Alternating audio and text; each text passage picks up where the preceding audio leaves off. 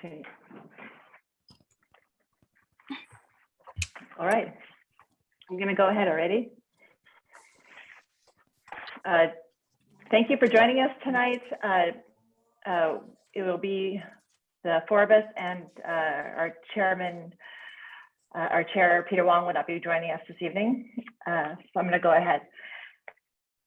Thank you for joining us.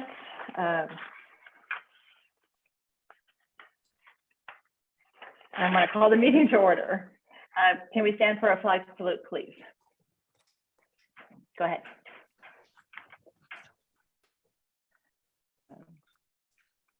I pledge allegiance to the flag of the United States of America and to the republic for which it stands, one nation under God, indivisible, with liberty and justice for all. Thank you.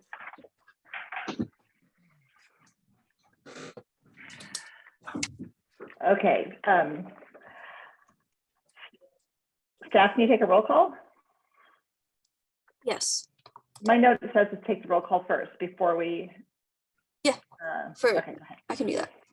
Okay. Vice Chair Lakin, Present. Committee Member Batanish, You're muted. You're muted, Joyce. Present. Sorry. great. Committee Member Chang, Present. Committee Member McKay, Present. Alternate Committee Member Rick Chow, Present. and Alternate Committee Member Tony Chow. I don't think he's present. So for the moment, I'll just mark him Okay. absent. He might join us later. Okay. So tonight, like I said, our Chair Wong will not be joining us, and as of now, alternate member Tony Chow is not here. The agenda was posted 72 hours prior to the meeting at the following locations: San Marino City Hall, San Marino Public Library, San Marino Recreation Department, and the San Marino City website. Each committee member has received the plans and has reviewed every item on the agenda and visited each site. The general order for hearing each case will be as follows. The committee will ask staff any questions that may have. The chair will then ask the applicant or the applicant's representative to comment on the proposal. The hearing will then be open to the public, and the chair will ask for comments for, against, or about the project. Staff will provide a brief explanation on the public comment process for the meeting. In all cases, please come forward and give your name and address. At the conclusion of the public comments, the applicant will have a chance to respond, and no further comments from the public will be accepted. The chair will then ask for comments from each of the committee members. If there is no motion for approval or denial, the DRC has the option of continuing the application to a future meeting. In the event of a denial, it is hoped that the applicant will have heard comments during the public comment period and during deliberations that will be useful in resubmitting an application. It is important for the property owner to understand that once a project is approved by the DRC, the drawings become legal document. If any changes are made to the project subsequent to approval without obtaining proper approval for those changes, then the property owner is in fact breaking the law. There is a risk of having to change the project back to the original approved design or paying a fine to the city of San Marino equal to the greater of 5% of the project valuation or $2,500, and then resubmitting the changes made to the project to the DRC. It is important to understand that there is a 15-day appeal period after action has been taken for the applicant or any interested party to request the Planning Commission to review and act on the case. After all the agenda items have been heard, we will not be open for, we will not be doing open forum at the end of the meeting. So we can go ahead and start with item number 1. Noah, do we need to acknowledge the new members? I mean, the committee, or do we do that at the end of? acknowledge for the vote or? Oh, it's June. It's June, not July. June, okay. I'm sorry, what was your question? Okay, we'll go ahead with the item numbers, items. Okay, Item number one. yes, item number 1 is design. Design review case number 2174 Melville Drive. Could you go ahead and give us the staff report? Yes, so this project was brought before you at the last design review meeting. And the scope of the project has not changed at the request of the applicant, as they do not wish to make any changes. Therefore, all the staff report and the attachments were from the previous meeting. Okay, so no changes at all. Excuse me, Chair. Oh, Could I Go ahead. just wanted to let you know that I must recuse myself on this item, so I'm going to disappear from the Okay. screen. for a while. okay. I was thinking some people were recusing. Is Joyce the only one? No, she's the only one. Okay. Can the applicant please present? Hi, Rob Tyler here, Tyler and Kelly Architecture, 80 South Lake Avenue, Pasadena, California, Suite 500. But of course, the staff said we're not suggesting or agreeing to any further changes here. I'd like to place in your minds a little different viewpoint than perhaps we've spoken about in the past. So this is a house that's really in need of significant investment. It's a 2-bedroom house. The interior's a mess. The outside's been messed up quite a bit. It's got bad additions to it. It requires quite a bit of investment to bring it back online as a viable housing contributor to the city's housing stock. It doesn't have a family room. It doesn't have a kitchen that's worth anything. It doesn't have a master suite. Without those things, this project won't fly. We've got a very narrow envelope that is available to develop. The setbacks, as I've mentioned before, far exceed code requirements. I've got at a minimum, 20 feet of side setback and 60 feet of rear setback. The height's much lower than is required or it is allowed by code. We feel like this is an entirely reasonable request. And as I've mentioned to you in the past, at the first hearing, in fact, I'd request respectfully that you would take your action on this at this meeting. Thank you. Great, thank you very much. And I apologize, I did not ask the committee members if they had any questions for staff. Can I ask any members if they have? Go ahead, Committee Member McKay. Thank you.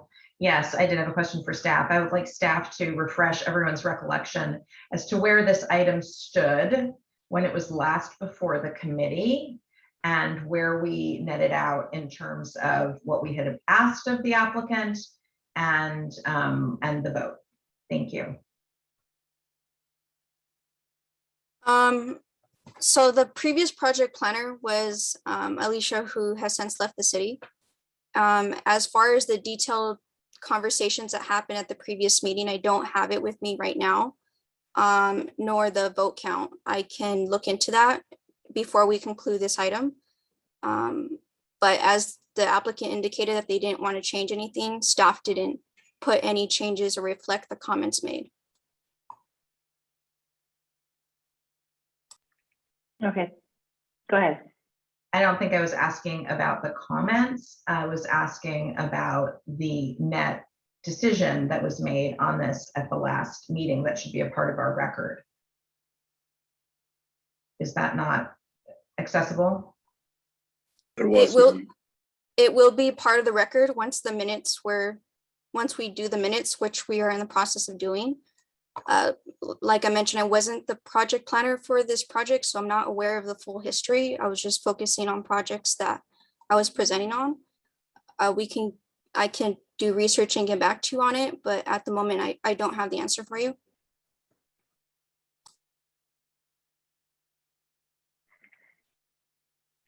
Do you have any more questions? No. Okay. Anyone else? Anyone have questions for staff? Seeing none. Anyone have any questions for the applicant? Chair, I do have a few questions for. Go ahead. If I may. Mr. Tyler, my recollection was that there was some concern from the neighbors addressing the privacy issue and visual impact and that kind of thing. Can you help us to address that somewhat? Was any of those neighbors' concern was addressed at all since the last meeting? Well, I'm really painted into a corner, Commissioner. I don't have, I have a driveway on one side. I've got a protected tree zone on another side. I've got, as I said before, I've got over 20 feet of side yard setback where 8 is required. And that's at the smallest. The neighbor has every right to his 2-story house too, as I believe is really a right of every property owner with this sort of zoning envelope available to them. I don't know what more, frankly, we could do to alleviate any privacy concerns. You know, if I were to set it back further, I would be into the same issue on the other side of the property. So no further communication with them since the last meeting. Am I correct on that? Well, here's the thing. You know, our clients are disturbed by the sort of public ugliness of the proceedings, and really have asked me to push it ahead in whatever way I can. And I don't have a direct line of communication to Mr. Ping or his wife. You know, frankly, we'd be happy to put in whatever fence, you know, they would like. However, after, you know, signing a letter of support for this project, he came out last time and he said, well, he had other concerns. That's his right. I don't think, though, that what we're requesting, I don't have any major windows facing in to the east that would impose privacy concerns to him. So I don't think that there's anything other than eliminating our project that would play into your line of questioning. I don't know whether they're going to be here tonight or not. I'll listen to them if they are here. But I just want to clarify that there is no further communication since then, based on what you just told me. Our neighbors on the east, as you heard last time, had a mixed support from the husband and wife. One was concerned about and offered to participate in the fence reconstruction, right. And the woman had other concerns. Is that workable on this fence development? Absolutely. Yeah, I've got no problems putting in whatever fences anybody wants to put in. It's just the issue of, you know, whether a 2-story building is acceptable and where on the property that could be. I have no choices if I'm to fulfill the program. And the real peril here is that, you know, if our situation is true really for not just our clients, but anybody who would buy this property to bring it up to modern standards is going to be asking for the same thing. And they don't, you know, they don't have options if the intention of the committee is to deny this application. And what that means is that the property is just going to be left like it is, and it's not in good shape. It's a known eyesore. It's something that you've heard complaints about, and even members of the committee have complained about. It just doesn't make sense to put money into this property if you can't bring it up to a modern housing standard. I understand. Thank you. I appreciate that. Chair, I Thank you. have a couple of Go ahead. questions for Mr. Tyler. Go ahead, Committee you. Member Chow. Thank you. Mr. Tyler, I would like to compare my notes with whatever you can recall, because it'll help me, or I think it might help the other members to move forward in this case tonight, since we don't have the minutes readily available. My notes, my recollection is that there were few concerns raised by the committee in the last meeting. The first one, the trees in the back, in particular, the one that's currently blocking the power pole. There was some concern about that. If that tree is taken down, how is that going to look and affect the neighbor? And the second one is the massing concern. The few, if not the majority of the committee members felt that the massing could be a little bit still too much, and asked you to and the owner to possibly review that. And the third one, the fourth one together, they are really about the fencing. Personally, I raised the point of the east side fencing. I would like to see possibly have that fencing installed on your side, the owner's side, as opposed to blocking the hedges of the neighbor on the neighbor's side. Then the west side neighbor had made a suggestion using the existing chain link fence poles or posts to construct the fence. So those four, does that kind of match your mental notes? Yes, and following our last meeting, I'd actually requested from staff whatever consensus points there seemed to be from the committee, because there wasn't a vote on your part about what those consensus items might have been. I do recall your line of questioning, so let me take it apart if I can. So the jacaranda you have that you're talking about next to the power pole is contained. There's a report for it contained, the arborist report, which deems that tree is damaged and unhealthy. We have proposed to plant a significant green screen across our south property line to ensure the neighbor's privacy. Although as you mentioned, the removal of the tree will partially expose the power pole. With regard to the massing, I'm matching the existing floor elevations, and I'm sure you can envision what changes in those floor elevations would mean from the point of view of internal kind of circulation in this house. It's not as though we're rising many feet out of the ground here. We're up. I'm going to just hip shot this, but we're up probably two feet by the time we get to the end of the addition from where the existing floor is now. But once again, our overall height is well under the envelope that is described by your zoning code, significantly. And then with regard to the fences, I'm not inclined to agree to plant a fence on our side of the hedge and well off the property line in favor of the neighbor, simply because that becomes a prescriptive easement. It devalues the property. It makes our area tighter. After all, we are building and paying for the fence.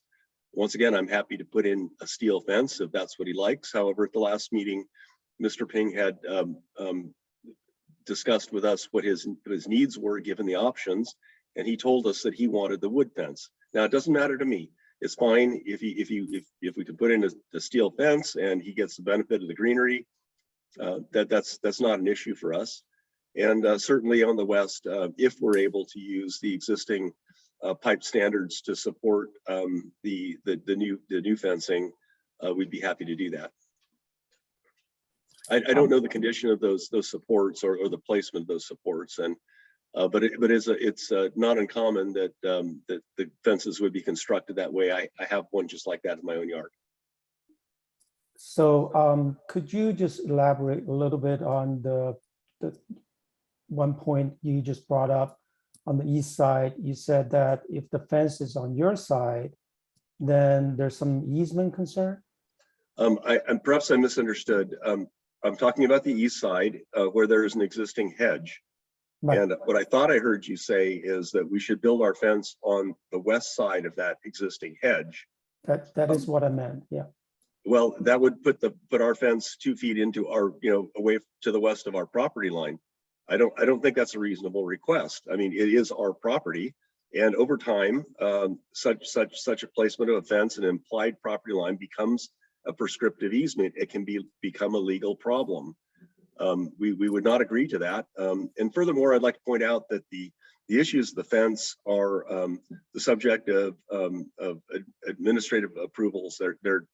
I could remove the fences altogether from this application and go in and build, I think, any sort of fence that would be permissible under the code without being subject to design review. Perhaps Isidro can confirm that. Okay, so you're saying potentially you could just take it out of this project proposal and just build it at a later time, perhaps just over the counter, get approval for that. Well, I think the focus on the fencing is perhaps disproportionate to the overall design review application. I think anybody in the city can build a fence that's allowed, and 6-foot fence, wood, masonry, whatever you like. I know that there are certain types of fences that aren't allowed, but Well, go ahead, Chair. Go ahead. No, that's all right. Go I mean, we can, because we have different views, and I don't think it's Yes. disproportional because it is part of the project. At any point is valid to be discussed, and I think you've addressed my questions. So thank you, Chair. Great, thank you. Anyone else? I don't see anyone else. Can I ask you one question? Did you come up with a plan for a heritage tree in the backyard to replace the trees that you were proposing to take down? our landscape plan includes the replacement trees. Are they, And- is there, and- is there Go a ahead. heritage tree or is it just a hedge? I'm going to have to rely on our landscape architect, Ben Lundgren, who is a former member of your committee to know what's allowed. And I believe that he's done what's required under code. Okay, but would, when you're removing those two large trees, you're going to be drastically changing the landscape for the neighbors as well as the house. And you will be leaving the home. I mean, I know that the goal of the developers are maximum bedrooms, maximum bathrooms, correct? And maximum use of space so they could sell the property at what they feel will be the highest price. Is that correct? Hey, I don't know that the purpose of the improvements on this property, frankly, are relevant to your discussion. It's I'm just irrelevant asking you, I from my understand point of that. view, whether it's a spec project or not. I understand that, but I'm trying to get the goal of the project. So, but when the trees come down, your applicant would like to Replace them. raise the value of the property also, but when you are looking smack dab at a telephone pole with all those wires in the boxes, and God knows what they're going to add to it in the future, like they keep adding things to these poles, it's not going to help anybody, and it's going to be an eyesore. That and regarding the prescriptive easement, that pole is in your property. No, it's so not. It is absolutely not. It is in your property. It is not. Other property, but you have been using the property just like you described the fence on the side as the prescriptive easement because it's in your property and it's not in the neighbor's property. So It is in the neighbor's property. You can, I've confirmed that with Isidro. I've sent the information to planning staff. You're incorrect, ma'am. But you have been using it because the fence has been installed around it and it now is exposed into your yard and not their yard. They have no access to that pole. That predates. So you have been using that land. That predates our occupation of this property. I have no control over but that is an existing condition. So It is an I- existing condition that was created, frankly, if the wall was built on the neighbor's property to the south, it must have been with their agreement. I Okay, can't so build I'm a, just I saying can't it's build a wall on the neighbor's property. But there is already a wall there, and that's the existing condition, and the pole is in your property. That's, I don't understand how it can't be in your property if, Can we ask just the talked about- planning director to clarify this? He has all the documentation. well, and it doesn't really matter whose property is in it as far as our project, your project goes. My point is the tree situation that you were removing 2 heritage trees and there's no plans to replace them. They're not heritage trees. Jacaranda's not, Nope.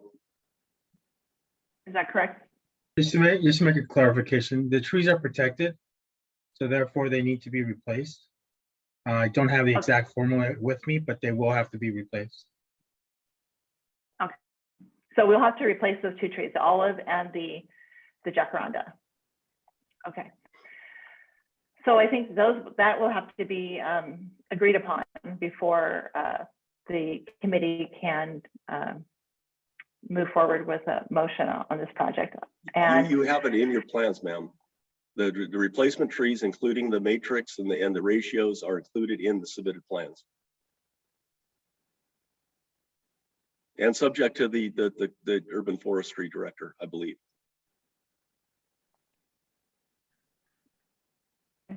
okay, thank you, sir. So going forward, does anyone else have any questions?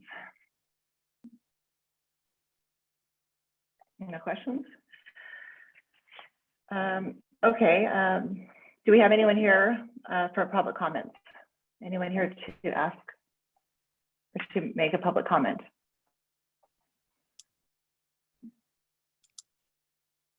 Ms. Martinez, is there anyone waiting? Hello. Hello, Mr. Fitzgerald, I believe.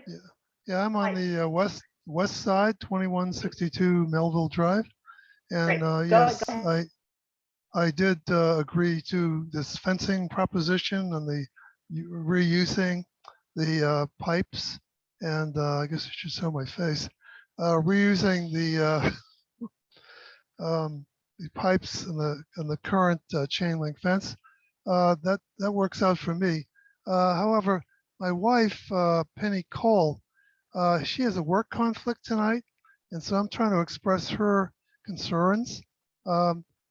She considered this structure to be too obtrusive, and by that she means that the house, the south side of the house actually extends far beyond the 2 adjacent homes in the east and west side, okay? And also, of course, it's a 2-story home. But the main thing, of course, it extends a little bit too far to the south, and consequently, it's an issue about privacy in that sense, at least to her, in her point of view. Let's see, what else? I think that's about it. She was extending a privacy concern primarily with the current status of the design of the house. Okay. As far as the chain link fence is concerned, I'm okay as long as we can work out some deal where we share the cost of redoing that fence, and you know, and then we also build be wooden on both sides, so we could have different colors or whatever. And so consequently, but I would like to have this kind of done on my side at least, before this construction begins, if possible, to avoid all the dust and dirt and whatever else is going to be flying off during the construction, if and when that happens. Okay, so I think that's about all I can say. I think I've covered my wife's issues, and thank you. Madam Chair, if I Yes. may ask the speaker a couple of questions. Go ahead.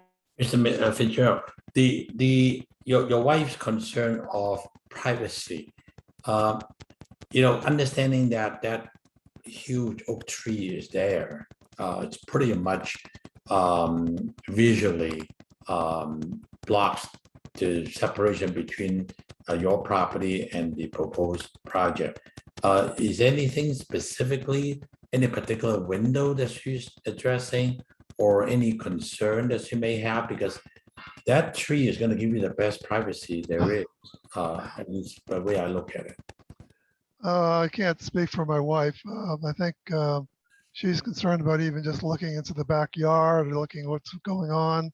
And I think previously the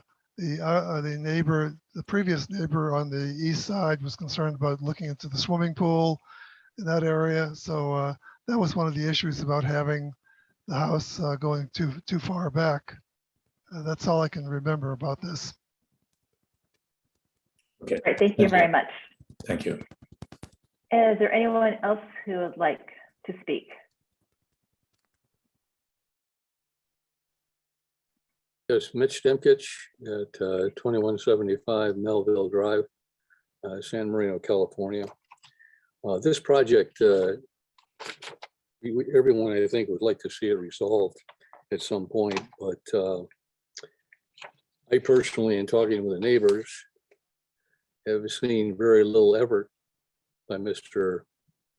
Tyler to resolve these issues. If I recall correctly, in previous meetings, he told the design review committee that he is not going to change.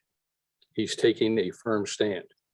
So I think, in all fairness to the community, to the neighborhood, I think he needs to show a little more personal interest in this project, as opposed to just drawing the line in the sand, telling the design review committee, I'm going to change.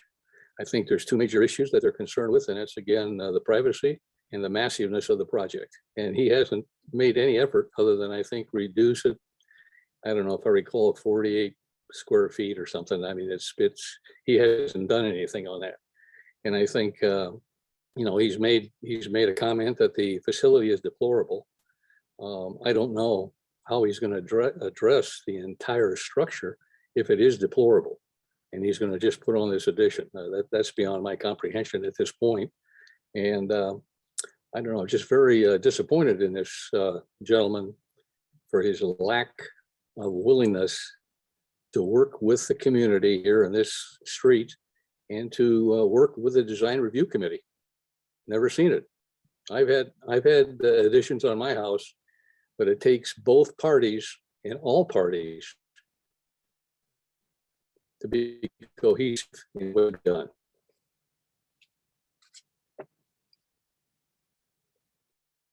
Okay, great. Thank you. Thank you very much. Is anyone else here for public comments?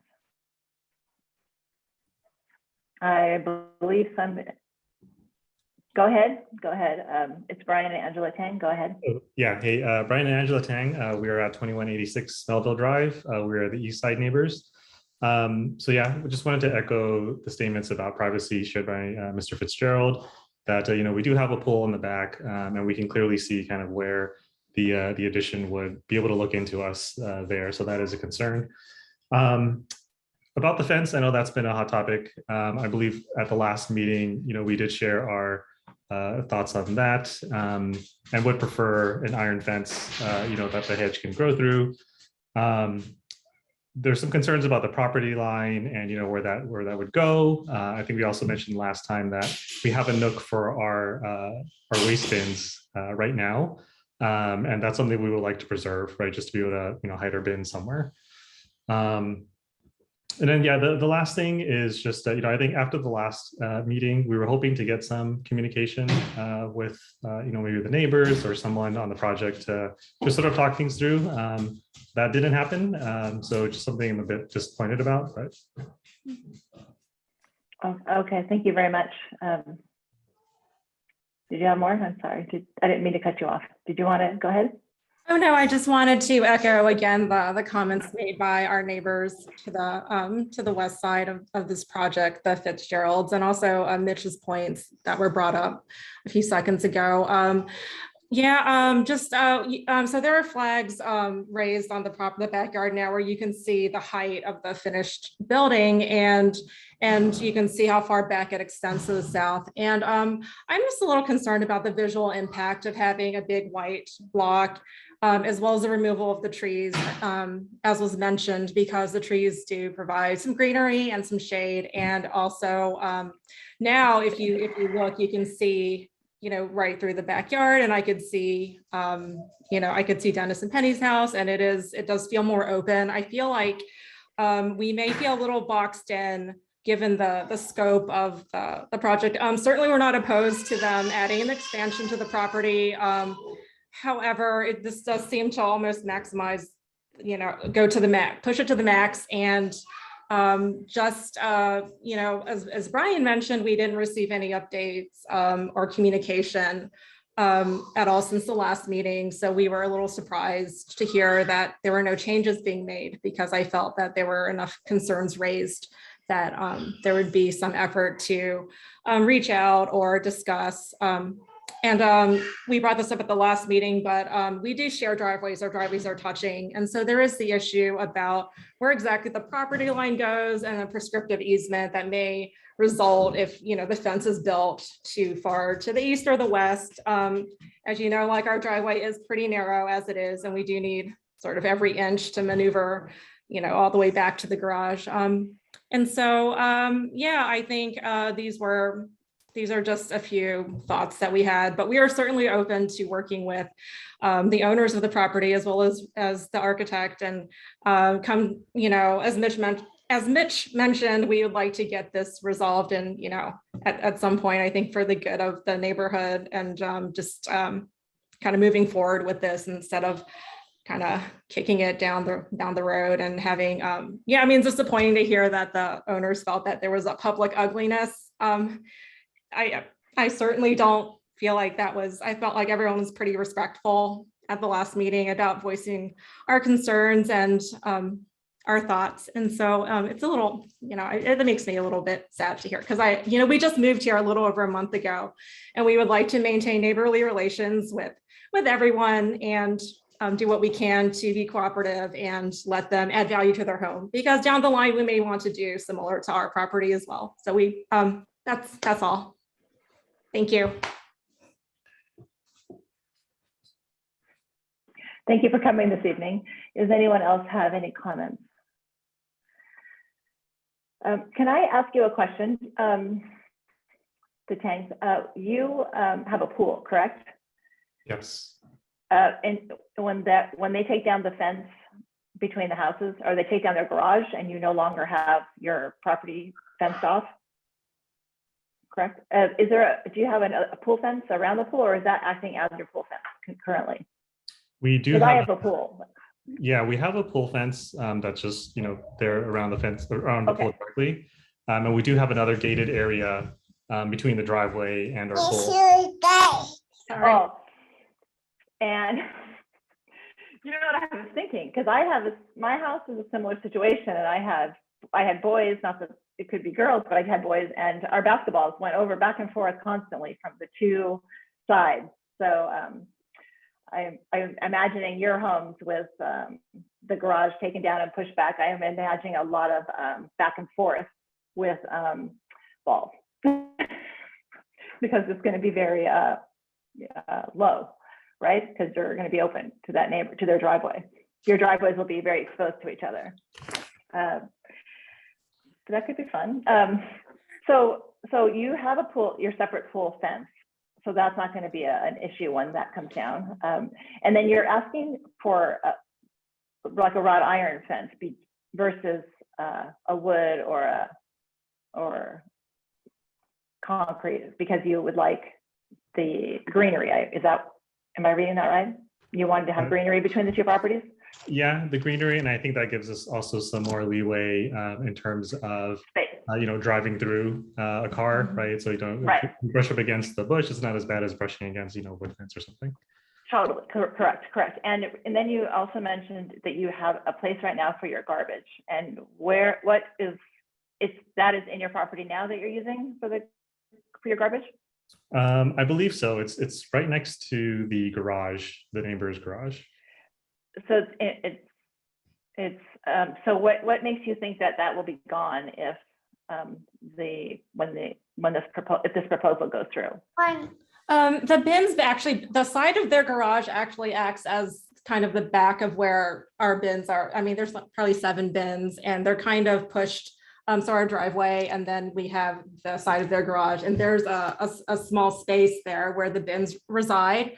And Okay. so it's shaded. It's actually a great place for the bins. We would have to find another place for them. That So would- you're using that property right now as yours.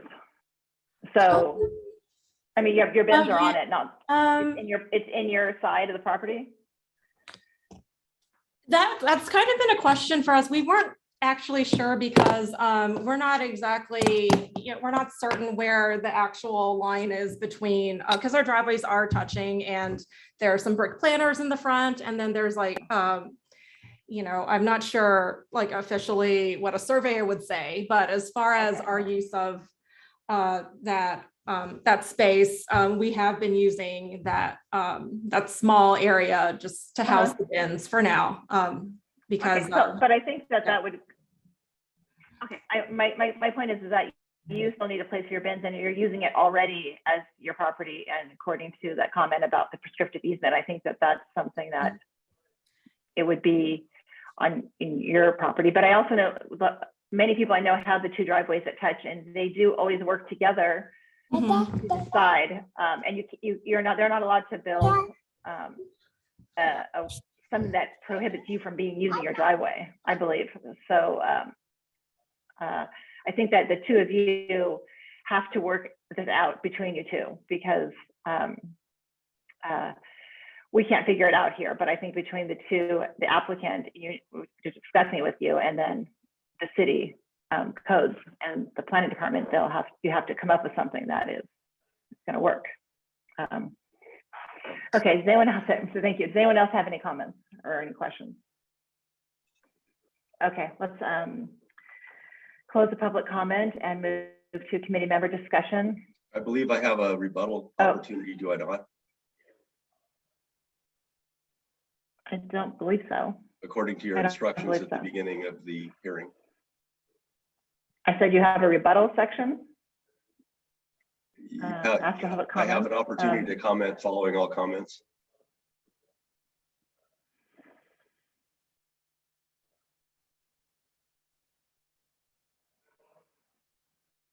Well, I'm going to go ahead and close the public hearing, and I was going to ask each committee member for their comments. Can we go ahead with committee member McKay? Thank you, Vice Chair. I'm so concerned about what's going on with this property. First of all, I recognize that Mr. Tyler is here to represent an applicant who is not here, an applicant who has not been here, an applicant who wanted to push this forward when they knew that Mr. and Mrs. Tang were in escrow on the property next door. So we continued it initially so that Mr. and Mrs. Tang could have some comment on this. We are a community that values neighborliness and that values working together in a collegial and neighborly way. And the fact that the applicant can't be bothered to participate in this meeting is to his own or her own or their own detriment. I recognize you're doing your job, Mr. Tyler, but their instruction to you is not well taken. When we have said from the beginning that we want all of the neighbors to work together to address some of the issues and concerns that have been raised, and that have been raised in a respectful and appropriate and reasonable way. So I'm not really sure what the public ugliness is. The public ugliness is not consulting with the neighbors to begin with, and then after they air concerns, not addressing it with them and discussing it with them and trying to reach informal resolution together. So there was no need to air anything publicly if the applicant had worked together with the neighbors from the get-go. In terms of the condition of the property, I'm sure the committee has sympathy toward that, but the applicant knew the property that they were buying when they bought the property. So going back to my informal notes, which is not the formal record of the last meeting, as I understand, as my fellow committee member Rick Chow has noted, there were several concerns. There were a list of concerns that were raised, but one concern that seemed to be uniformly held was the issue of massing. And I remain concerned about that. I would like to hear what my fellow committee members have to say about that. I would like us to air our concerns vocally as opposed to waiting till the vote, so that everybody can be the recipient of that and understand it. My concern on the massing is that it will make the property incompatible potentially with the legal neighborhood, because it will be so heavily massed to the rear, unlike any of the properties in the legal neighborhood. And I don't know what that does to property value in the area. I don't know what that does to Mr. and Mrs. Tang's property value. I don't know what that does to the Fitzgerald property value.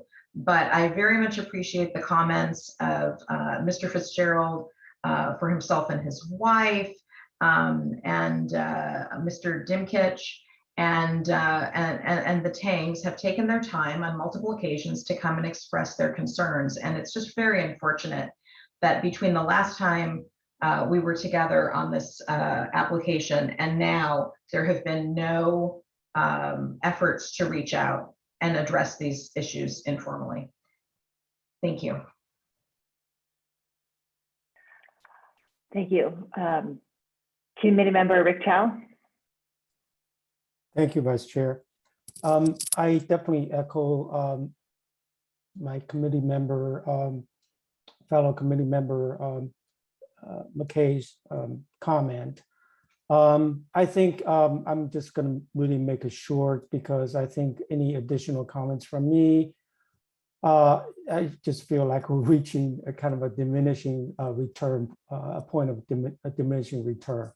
I have a feeling that the applicant is probably just looking for the next move, the next option, basically presenting us, this is what we want to do,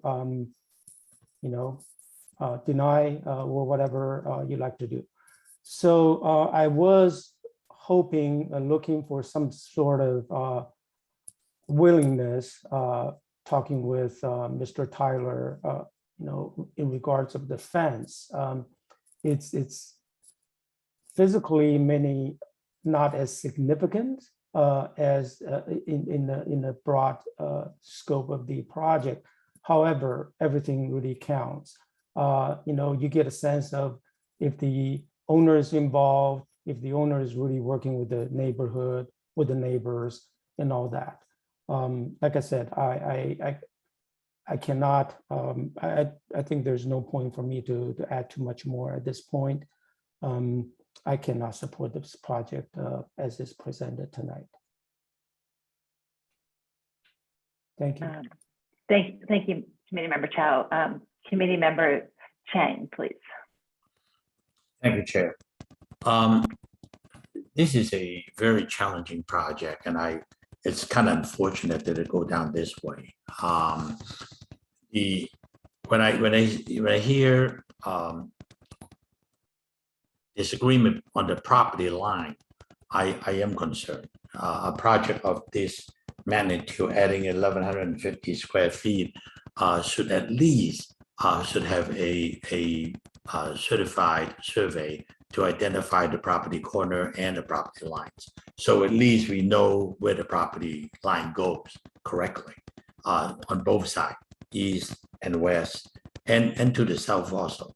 So I don't know whether that's there or not, but obviously there is still some disagreement on where the property line is. So that's a concern.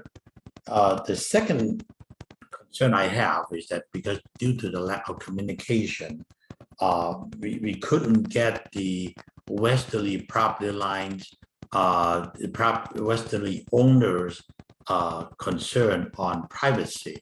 Unfortunately, she's not here tonight. And I think privacy issue can be very easily just say that, well, I had some issue on privacy. A lot of them are being addressed on this particular location. Was it a window? Was it the height? Was it the line of vision? Can the window be relocated? Can a tree be planted to block those vision on privacy? That takes a lot of time and communication to work out. So I didn't see any effort on that. And to the easterly property line owner, they had a pool. Once the garage is moved back, how is that going to be impacted to their pool activity? And are there any particular window that they are of concern? For the applicant not to sit down with the neighbors on both sides and address the issue, it's kind of against the whole reason why we're doing this. Fortunately, San Marino has been doing this for many years, which I am involved in at least close to 20 years between this commission and the planning commission. We try to work things out among neighbors, and we'll try to give and take a little instead of saying, well, this is the way it is, you gotta leave it. Unfortunately, when you take that attitude, a lot of times we just leave it. And so that is unfortunate that I don't see the applicant and the both side neighbors are working closely together to reach a consensus that we can keep the city in harmony, people living together in harmony. So that didn't do a whole lot for us. Architecturally, it's a important building. I understand the need for the applicant wanted to add the footage, but is that the best solution? I said in the beginning that it's a very challenging project because of the oak trees placement, and you really cannot cut into the oak trees root system. That will leave you pretty much bounded from the westerly. And having a two-story addition, is that really the best solution? I don't know. I hope the architect will look at that and say, here's a program. We have challenges. What can we do? And maybe shorten the second story addition to not quite as far back as they have, and step down to a one-story addition where the garage is now currently. Maybe that's a better solution. These are the kind of things that working with the neighbors will help us. So I'm not going to say much more, but it's unfortunate the way it is now is going to be real challenging and real difficult. So I really could not approve the project the way it is. I hope the applicant and the architect would take it to the point that this body is not being difficult. Your neighbors are not being difficult. I think one day when they want to add something to their home, they're going to be talking to this applicant again with the same concern.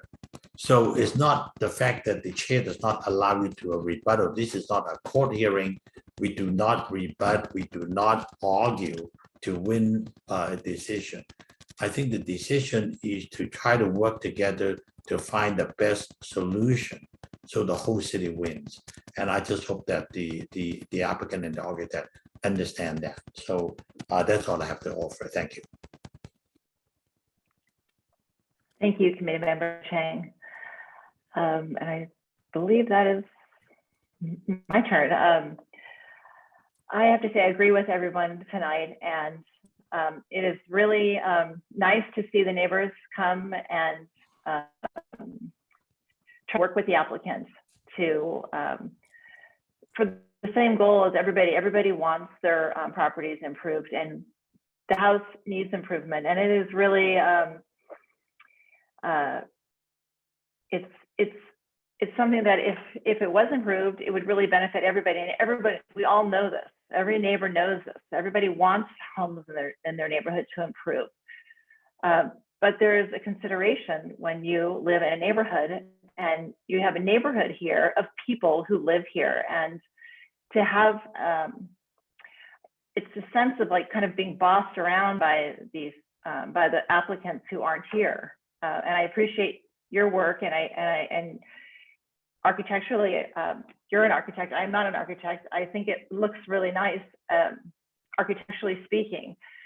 I just think the house is, I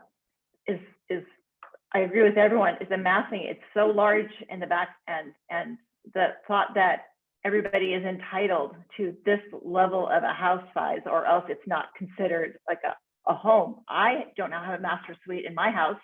I live in a 1926 Spanish. I grew up in a different city. I grew up in a very large house with bathrooms and space and air and things around me, and that was different.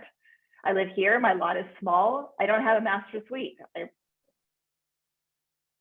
People are living all over the city without master suites, and I understand that some people feel they're very entitled to have one, and that's okay. But if you can fit it appropriately in the home, in the neighborhood, and with the lot you have, and to make us feel as a body that we are somehow having to accommodate this because a buyer bought a property and now has telling us about all these problems. I mean, that is inherent in buying property. That's when you buy something, you assess it before you purchase it to make sure you get it at the right price so that it pencils out with the improvements you want to make. I'm sure there could have been someone else who had found the house valuable to live in and fix it up for their own needs. And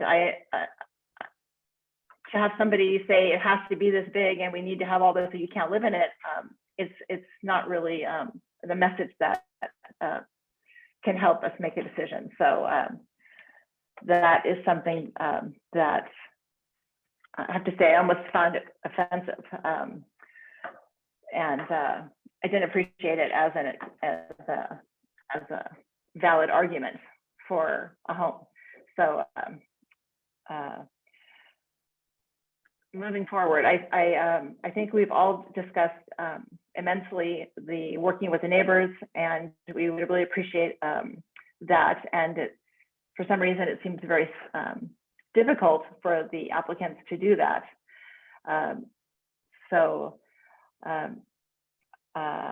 I know that we all want to move ahead, and I'm sure the neighbors are tired of showing up, and they've all been very, very respectful and very neighborly, and it really seems like a really nice block to live on. And I'm sure your applicants are benefiting from that. So I think that everybody wants to move on and get this process going. I don't really know the best way to do this. So I think as a committee, we should talk a little bit about our options here and how you're all feeling about our choices. Does anyone want to say anything? The chair, if I may just offer Yes, go ahead. my thought. If the applicant and the team felt that this is the only solution that they have, it looks like it's not going to go through this body. And they have, of course, have the right to appeal to the city council and let city council make a separate decision for them. So then we have to make a decision on whether it's going to be a continuance or a denial, because it's not going to get an approval vote, at least based on what I heard. Right.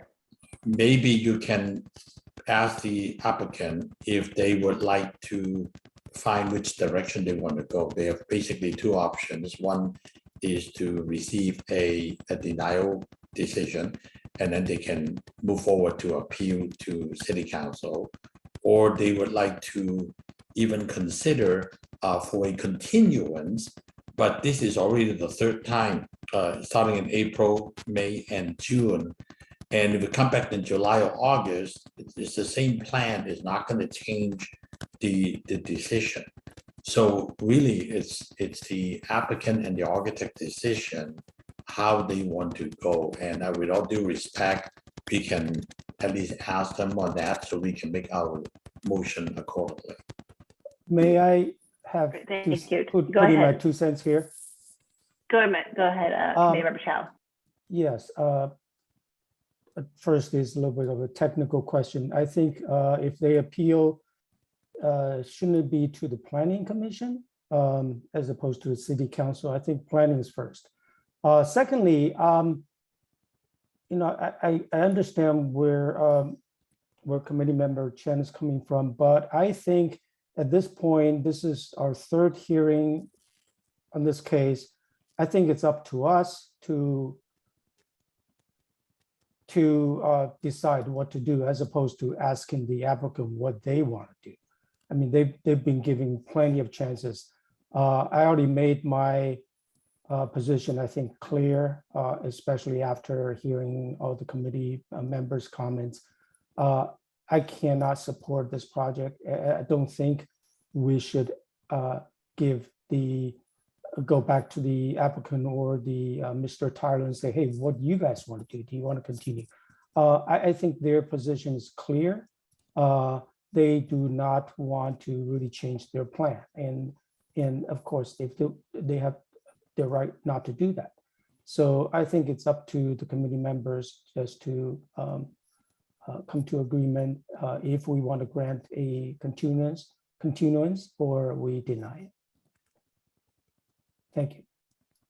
And earlier, we had Committee Member McKay had mentioned the massing as an issue that we had talked about, and maybe we hadn't talked about it or discussed it as thoroughly as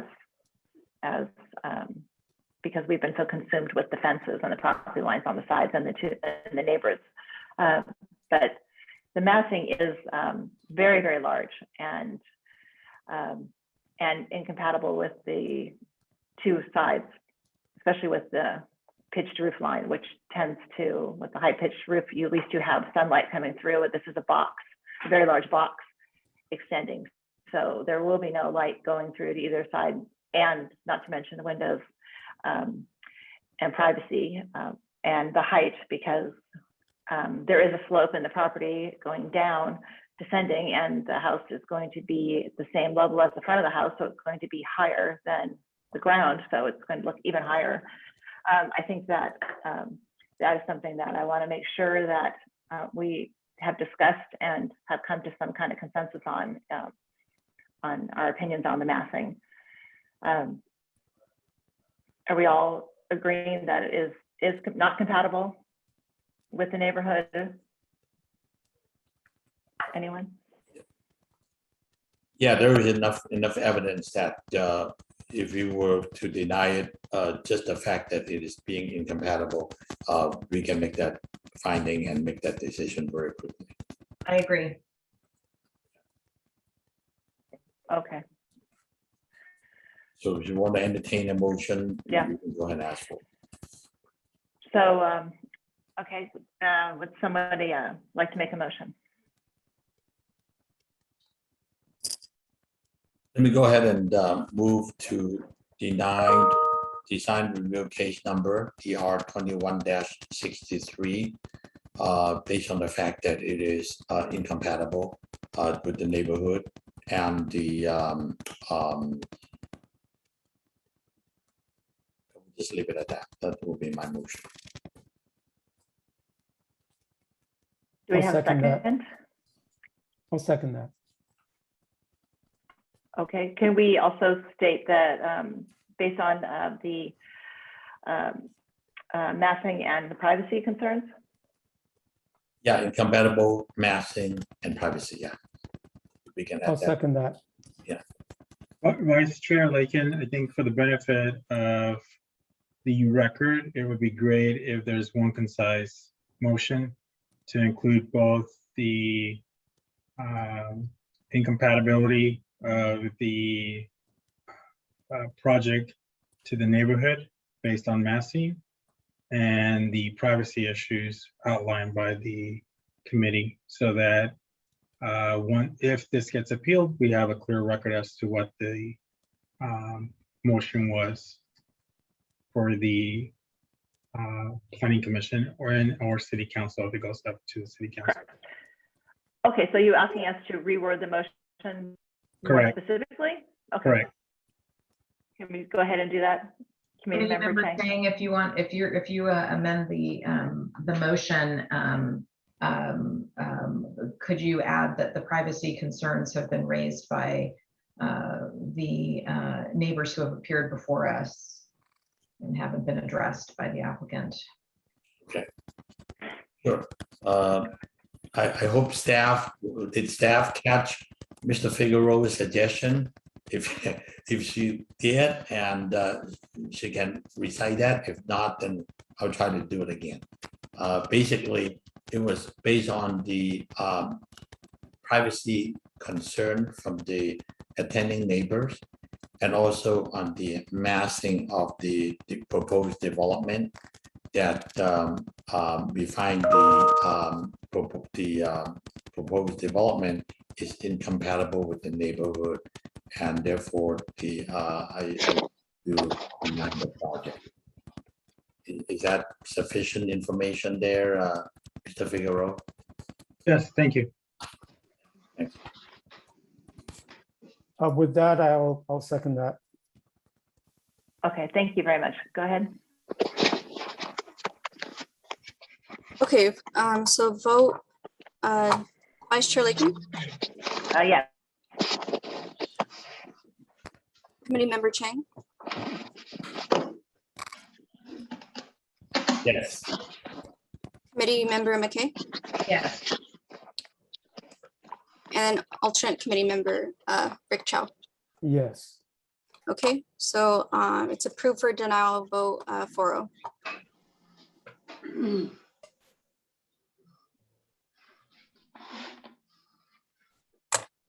Okay, thank you very much. We will move to item number 2. Okay, sorry now.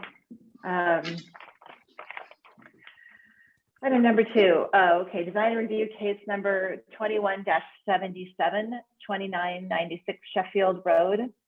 Can we ask for a staff report, please? Can we have a staff report, please? Yes. So for item number 2, Okay. the applicant is proposing to remove the existing wood shingles found on the home and instead install the Certainteed Presidential Shake TL composition shingle in country gray.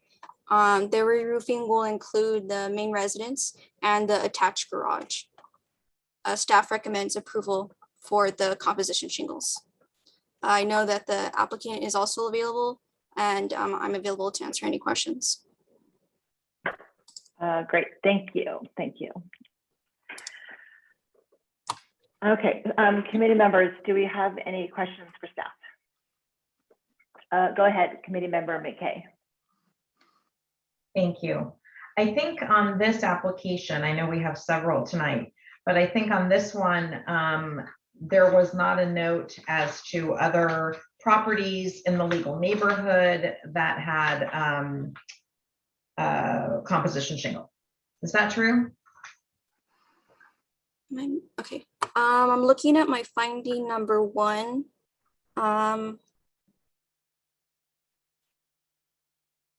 So I did not identify that there was properties within the legal neighborhood, but the applicant did provide a list of addresses that were found within the city. Thank you. Anyone else?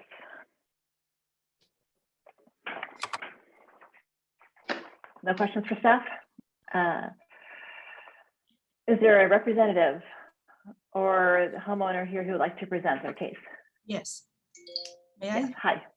Okay. And can we state your name and your address? My name is Virginia Y. Cheng Lee.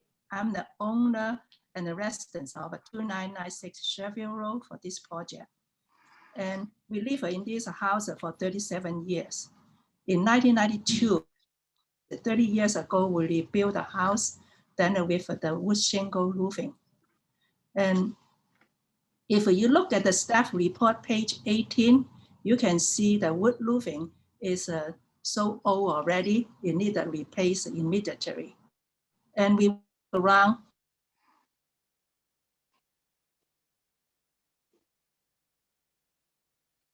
if you look at 23 to 26, it's all asphalt shingle roofing, and they are all located in Sheffield Road, our neighbor. Okay, our immediate neighbor And one of them is absolute single, that's in the page 22.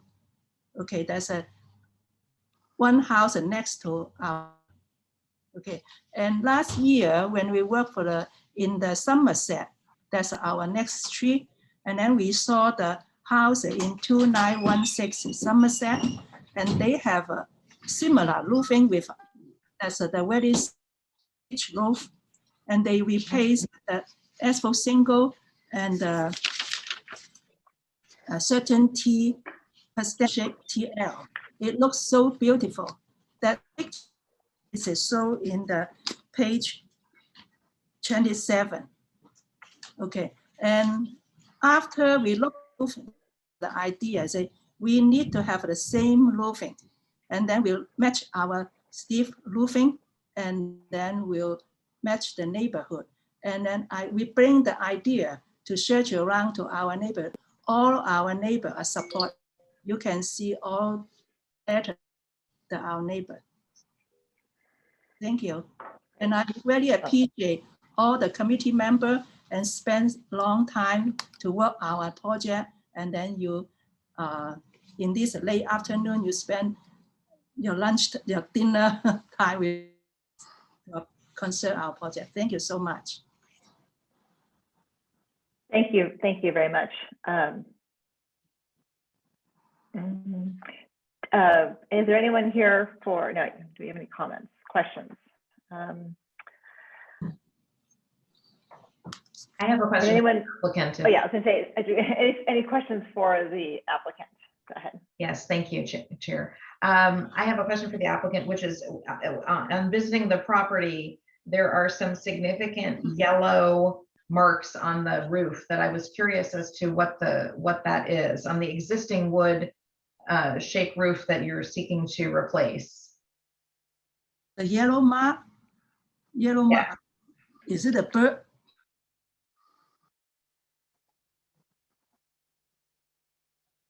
There are some significant portions of the roof that have yellow that have a yellow pretty bright yellow and I was wondering if you have any comment on the cause of that. I think that's an erosional feature from rain, in my opinion, as I have a degree in geochemistry and in erosional properties for when rain prints. Virginia's at our house right now. My name is Dee Dee Jess. My mother, Carol Jess, is there. She is the homeowner. We're supporting Virginia in her re-roofing. As I look at this, it basically, in my estimation, from looking at geomorphology or something from a distance at a photograph, I would just think it's a weathering pattern myself.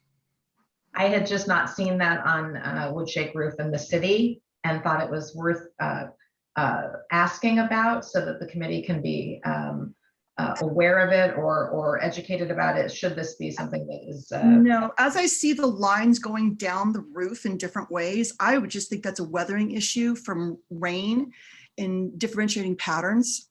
I am not a roofer by any means, but I do understand weathering and erosion, so I will leave that to it. Thank you. Thank you. Any more questions? Anyone else have a question for the applicant? No, I see no questions. I have some other questions. Oh, it's Mom. Have a beautiful property. This is my mother, Carol Jess. She has something that she'd like to say. We support our neighbors. Okay, go ahead. Beautiful property and done a beautiful job of keeping up the neighborhood. Oh, thank you, thank you. And we're going to have a public comment section as soon as we finish our questions. So thank you. Anyone else have a question? Any committee member have a question for the applicant? Because I do have one. If I'll go ahead. I don't see any hands. When you approached the office, the planning department, and with your material request, is this the color that you preferred, or? I'm thinking of this because I know we've this is on the list. So is this the color that you ideally wanted this material, or was there something else that a different color you wanted and you're using country gray because that's the color that you are thinking that we prefer? Oh, Is okay. color gray your first choice? Yeah, our first choice will be like the next street neighbor in the Somerset, and they are using the autumn blend. But then when I apply for autumn blend, then I noticed that in the city's guideline, then there's a country gray. That's why I think if correct. Yeah. Okay, that's I got it. Thank you very much. That was my only question. Anyone else? Okay, is there anyone here for public comments? Just what I said before. We heard from Ms. Jeff. Our neighbors, and our neighbors have done a fabulous job of keeping up their property. Her husband's is a amateur gardener, and he is a landscaper. He's so wonderful. The garden is gorgeous. They've done a beautiful job with that. And I just want to mention that it is my understanding most roofs are going to be changed due to fire concerns. So having this type of would be preferential to the wood shake. Okay, thank you. And you can have a wood shake roof if it's of a certain fire. But these are, as for single, is a fire rating A. Then it's very good. Correct. Okay, anyone else? Anyone here else for public comments? Okay, I think we don't have any more, so I will close the public hearing and ask committee members for comments. Committee member Batnich. Hi. So I think that this material seems like a good choice for this house. I think the country gray would look okay. I would also, just because I know that roofing materials, like all materials, are a little bit in demand right now, just to help the homeowner out, I would also suggest that that we could make a motion for the applicant to install either country gray or shadow gray according to the preference of the applicant. That's it. Thank you. Great. Committee member McKay. While I don't see the composition shingle in the legal neighborhood, I think that this is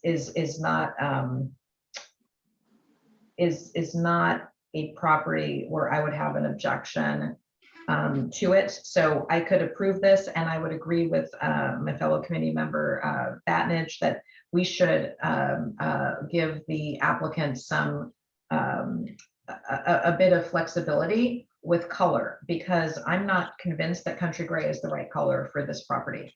So I would fully support either suggestions or a motion that allows more than one color. Thank you. Committee member Chow. Thank you, Vice Chair. Yes, I echo all the comments so far. In terms of color, one other color perhaps, so the applicant can have a little bit more leeway if the material becomes an issue. I believe I heard the applicant mentioned autumn blend.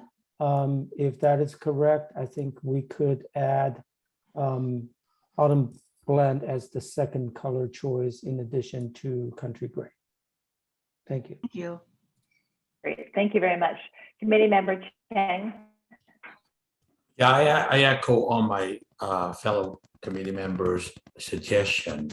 For a long time, we encourage applicants come in and the TL, the country gray color. What concerns me is ultimately we're going to have the same color, same tile throughout the city, which is not what we want. I think we need some variation. Not every home is the same color on their siding, shutter, brickwork. And so I think allowing the homeowner to have a leeway to pick the color as long as it worked with the existing home color would be the right thing to do. So I can go along with that. I think we all understand that why the TL one is good because it's a much thicker material. They give us that shadow line, and that is the right choice. But the color, it all have different character. So I'll go along with the Committee Member Chow's suggestion is allow them to have practically 3 choices of color and let the homeowner make the decision. I can support that. Thank you. Great. And that leaves me. I could support the project, and I think I agree with everybody here. And we feel like the material is appropriate for the home and the TL. I think especially with the roof pitch, it will look nice, similar to the roof pitch of the house that you mentioned that you noticed on Somerset that had autumn blend. And I agree with Committee Member Chang and stating about the fact that we want homes, we want variation, and I think that the idea of the approved list with that restrictive color was not intended to limit the look of the city and to give it, a tract home look. So I think the variation is nice, and each house is individual. So I think that I would be open to the autumn blend or the shadow gray or country gray. So I could support that. And I know that the applicants are looking to get a roof. They need a roof, and they are sometimes proposing a color that they feel they will get approved because they really just need a roof on their house. So I really think that we should give them the option for the color that will satisfy their aesthetics and their need for a roof. So with that said, anyone, do we have a motion? Yeah, I'll try to make a motion. Go ahead. I'll make a motion to approve DR 21-77 with the condition that's stated in staff's report, recommendation number 3, approve the project with added condition that the conditions for composition shingle roofing material listed on the city's pre-approved roofing materials, colors, and applications list shall be applied, and the applicant can install 3 color choices out of the certainty presidential TL. These 3 colors are country gray, shadow gray, and autumn blend. Great. Do we have a second? I'll second that. Okay, great. Second by Committee Member Banish. Okay. Go ahead. Okay, so Vice Chair Lakin, Yes, yes. Committee Member Chang, Yes. Committee Member McKay, Yes. Committee Member Banish, Yes. and alternate Committee Member Rick Chow. Yes. Okay, motion passes 5-0. Great. Thank you very much. So You're thank you welcome. very much for coming this evening. Thank you. Thank you. Thank You're you. welcome. You're welcome. Ready for agenda item number 3, design review case number 22-12 for 20 Pilgrim Place. Can we have the staff report, please? Yes. So for item number 3, the applicant is proposing to remove their existing wood shake and install the Certainty Presidential Shake TL in country gray color on the residence with an attached garage. And to point out the neighborhood, within finding number 1, that the legal neighborhood does have composition shingle And a house direct diagonally within the legal neighborhood also has composition shingle, almost the same exact architectural design. Staff is recommending approval. I'm able to answer any questions, and the applicant is also, the homeowners are also online to answer any as well. Great, thank you. Are there any questions for staff from our committee members? Seeing none. No questions. Can we have, is an applicant here, the homeowner or the representative? You can go ahead. Hi, Ms. Go Lakeman. ahead, hi. Just introducing myself. I'm the homeowner for this project. I'm Andrew Kwong. This is my wife and my very fussy child. So but he's made it this far. He had his dinner, and so now he's wondering what's going on. In any event, thank you for your time, everybody. Just very quickly, we have a very old we purchased this home and moved in 2019. And we have a 28-year-old wood shake roof that, quite frankly, the wind blew the wood shake off in December, and we have a hole and tarp since then, and we've looked for options to replace the roof. It is sufficiently old enough that we're looking to replace the entirety of the roof.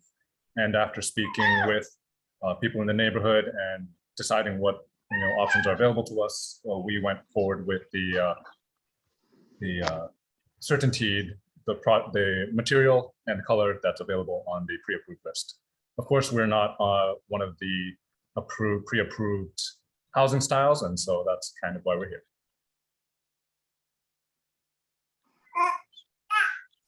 Okay, thank you very much. Does anyone have any questions for the applicant? Oh, go ahead, Committee Member McKay. Thank you. I have the same question that we asked the applicant in the last project. Mr. Wong, is country gray your first choice? Do you have any preference for any other color? We are not aesthetically inclined whatsoever, but country gray or shadow gray are both acceptable colors to us in our best estimation. So thank you, appreciate that. Great. Anyone else have any questions for the applicant? Seeing none. Okay, so I will move to public comments. Does anyone here from the public would like to speak? Seeing no one, I'll close the public hearing, and committee members, I will ask for your comments. We will start with committee member Chang. Sorry. Okay. Yeah, I think this is the proper material for that home. And I would again want to offer the choice of either country gray or shadow gray for the owner to choose, so that we have a little variation and he can look at that actual sample against the existing building color and make the best choice of their own. So that would be my comment. Thank you. Great. Committee member Chow. Thank you, Vice Chair. Yes, I agree with Committee Member Chan. Adding one more options, giving also the choice of another color. So we will have country gray and shadow gray. Thank you. Great, thank you. Committee member Batnish. Yes, I think offering the applicant those two colors would be ideal. And if the applicant is wondering, I would prefer shadow gray, but whatever works for the applicant. thank you. Appreciate that. Thank you very much. Committee member McKay. Thank you. I concur with my fellow committee members and can support this with either country gray or shadow gray, and with the understanding that there are other homes in the legal neighborhood that have the composition shingle. And so that goes into the reason that I'm able to support it. Great, thank you very much. I too agree with my committee members and on the two colors, and the cul-de-sac has a very definite aesthetic to it, and I think it was all built by my understanding was it was all built by the same person, the developer at that time. I could be wrong, but I think that this house will be okay with this. I prefer something with a little more thickness to it, and I think the wood shake, which I just want to clarify, the wood shake at the right fire rating is you're allowed to replace it. But it's not on that list, but you are allowed to replace it if it's of the right fire rating. But I think that the cedar light is a little thicker and it would look nicer on the home, but I could support the presidential TL, as I know it's a very nice product. I think that because there is already this material in the legal neighborhood, I could support it. And again, like with the color variations, I might even add a third color, but those two for sure. So going forward, do we have a motion?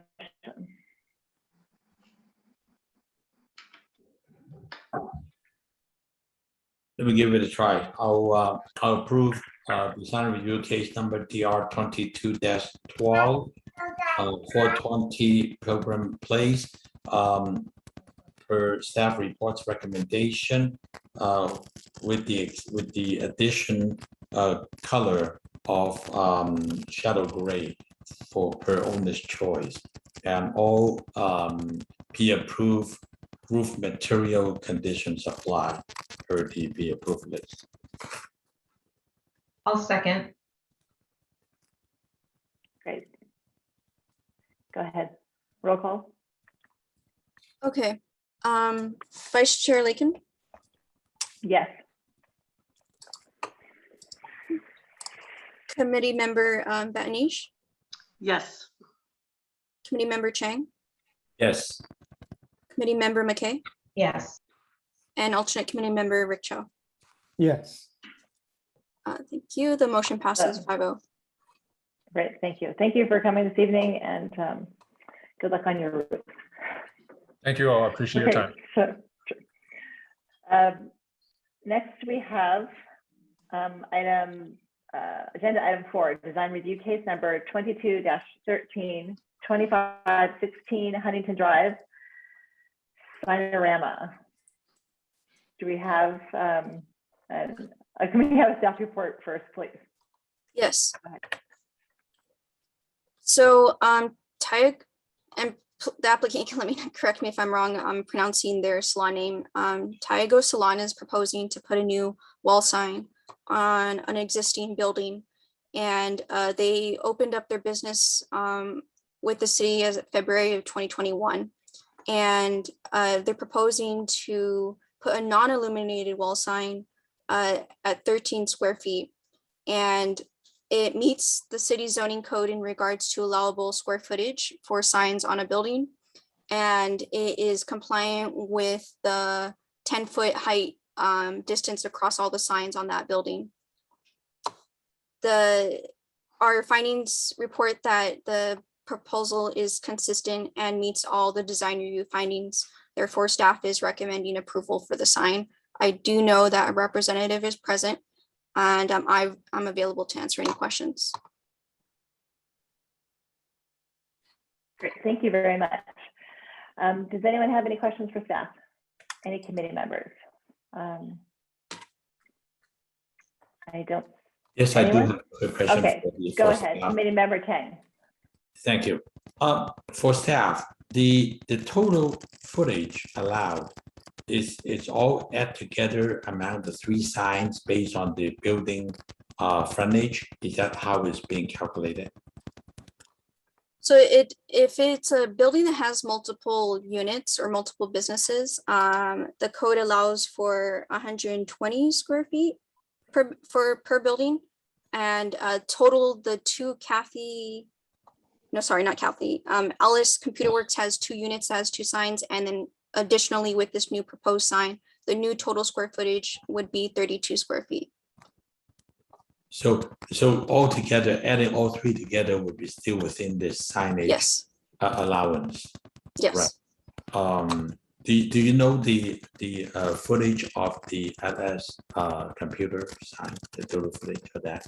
Yes, let's see. Each of the Alice Computer Works sign is 9.3, so then that's doubled. And then you add the new sign on top of that. Okay, thank you. Thank you very much.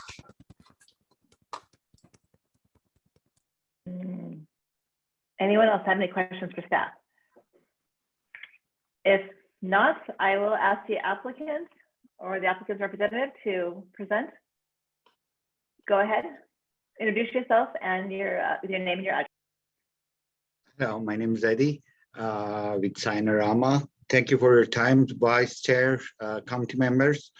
This is pretty simple project. It's black acrylic. There is no paint involved, and it's gonna be installed with studs, number 10 studs. It's all explained in the drawings, and it's all based on codes and regulations. And we keep the place pretty clean while installing and make sure we respect the neighbors. Thank you for your time. Thank you very much. Does anyone have any questions for the applicant?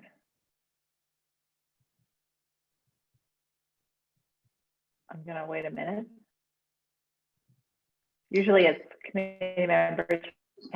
I have a question. I'm just trying to. My screen is freezing up. I apologize. So I don't know if it's me or you guys. Can you guys hear me? Can you see me? Is everything okay? I'm freezing, but okay, go ahead. Go ahead, committee member Vatnish. Okay. I'm trying to understand from this drawing. You said it's secured by studs, but I see sort of like a little box, which I think is attached. I'm just trying to figure out. Having cable. I'm freezing.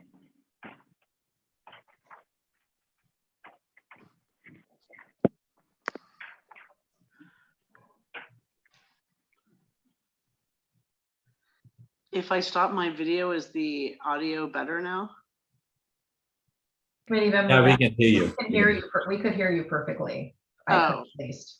Do you think it was just? I think it was so the all vice of you chair. could see, I think it was the all vice of- chair. Okay, so should I continue? Yes, go ahead. It was me. Go ahead. Oh, okay. I'm just trying to figure out, are these, there's on page, I don't know which page it is. It looks like, on the, I don't know if these pages are numbered or not. Gosh. 8, I think. I'm Page. just looking where it says at the top left, it says front view installation detail. And then there on the right side, it says side view installation detail. That's page 8. Yes, thank you. Where it shows side view installation detail, it seems to show like a box. So is this being installed with like a box, or are the individual letters cut out with acrylic? May I address this question? Basically, the box is just showing how it's gonna be installed on the wall. So that's, we are trying to display the side of the wall. So there won't be no boxes, it's individual letters installed straight onto the wall and being used spacers to have it spaced out a little bit to show the effect. Thank you. Okay, so there's no box, it was just to illustrate. So each individual letter is kind of cut out by itself and is going to be attached in a few in the way you have it 1, 2, 3, 4, 5, maybe in 5 different spots onto the wall. Yes, ma'am. Each letter has at least 3 studs. Some letters would have more, some letters would have 3. Great, thank you so much. I just wanted to be sure that that's what I understood. That's all. I have a question. Okay, does anyone, go ahead, committee member. Thank you, Vice Chair. A question for the representative Eddie. In comparison, your logo is not as wide, but taller by quite a bit. Yours is what, 28 inches in height, and the neighbors are maybe 18 or so.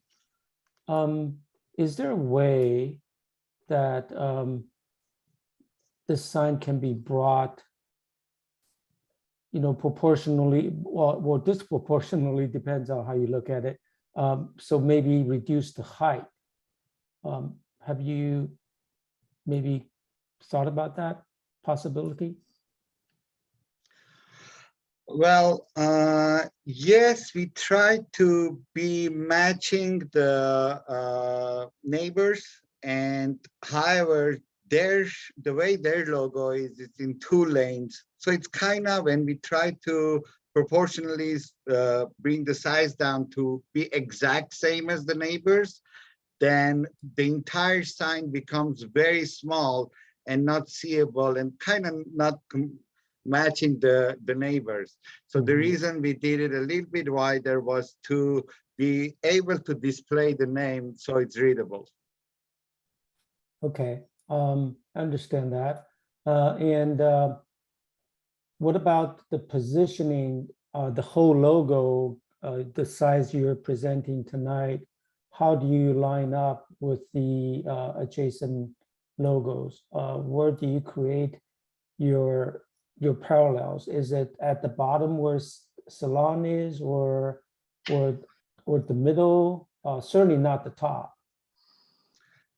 Yes, certainly not the top. We matched the height of our sign at the very bottom where the salon is. Okay, all right, thank you. That's it.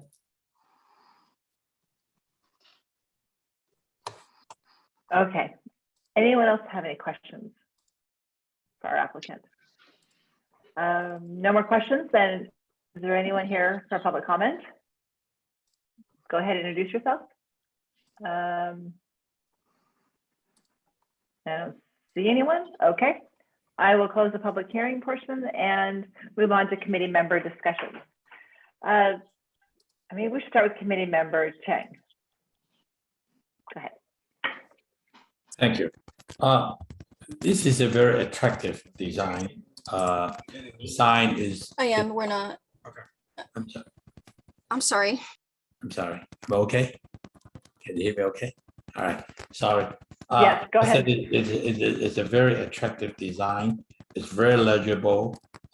Even though it appears to be a little bit bigger than the existing Alice computer sign, but because of the way it was designed, and it's also a black acrylic color against the light background, so it's going to be very legible and is attractive. I tried to look at it again. Proportionate, does it look right?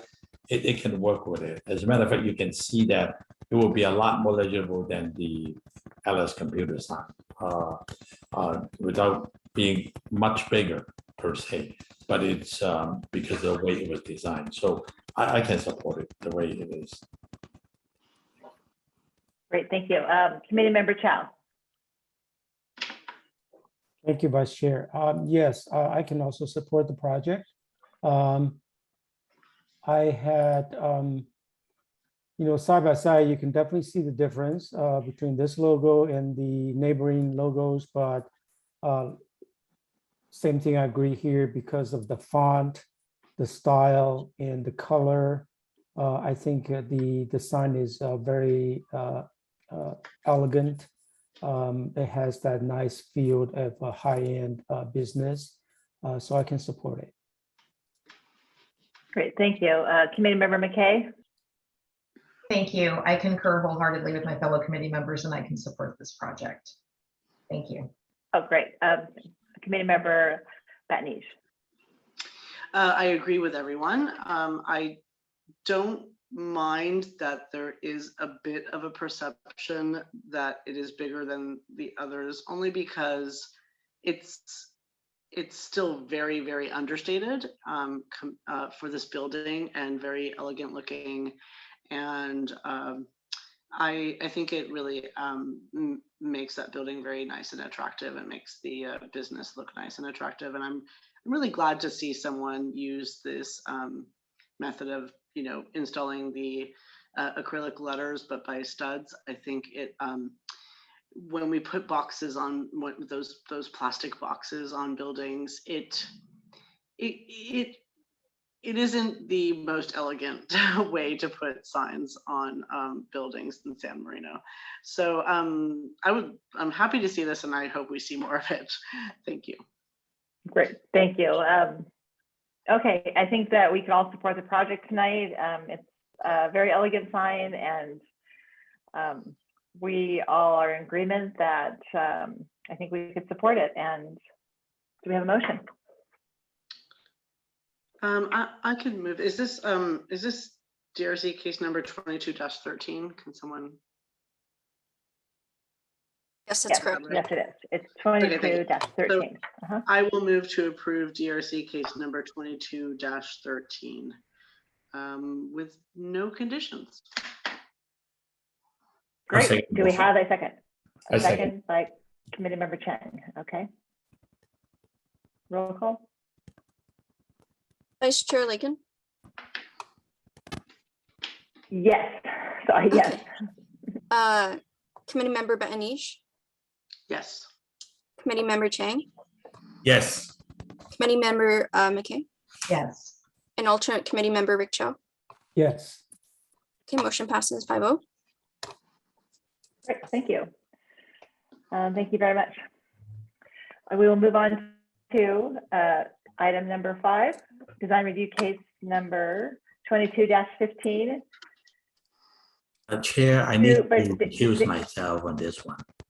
Okay. Thank you. Okay. So we're going to have the 4 of us? Because we don't have Committee Member Chow. He's not here, right? Correct? Tony Chow's not here. Yes. Okay. Okay. We'll So have it'll the same be number as we had with the one that Okay. Committee Member Batnish recused. okay. Committee Member Betty, are you participating in this, right? Oh, are we on Lorraine Road already? Yes, we are. I was about to I'm say the sorry, I address. have to recuse myself as well, so I will turn my Oh, screen off. Okay, so it's 2116 Lorraine Road, correct? I think it should be 2115. Yes. Okay. It's 2215, 2115. This was the error on the. Yes. Okay, okay, that's what I thought. Okay, so we can go ahead with the 3 of us? Yep, Yes. we got the Okay. quorum. So, okay, go ahead. Can we have a staff report, please? Sure, yes, I would like to point out that on the agenda, there's a typo. It should say 2115 Lorraine Road. The staff report is correct. It's the issue is on the agenda itself. So for item number 5, the applicant, this is kind of a complicated project. The applicant is proposing to remove a portion of the existing composition roof and install Timberline HDZRS in coastal slate color on an existing residence with a detached garage. So the project history is that the current residence has 2 different types of composition shingles, which is nicely displayed as provided by the applicant on attachment number 9 that gives you a site plan indicating the 2 different roofing materials. The original roofing material was permitted with a building permit for re-roofing with composition shingle.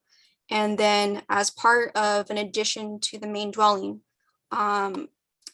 they were allowed through a building permit to do an addition, and through that they installed a composition shingle, which is the Timberline HDZRS, on top of the addition itself.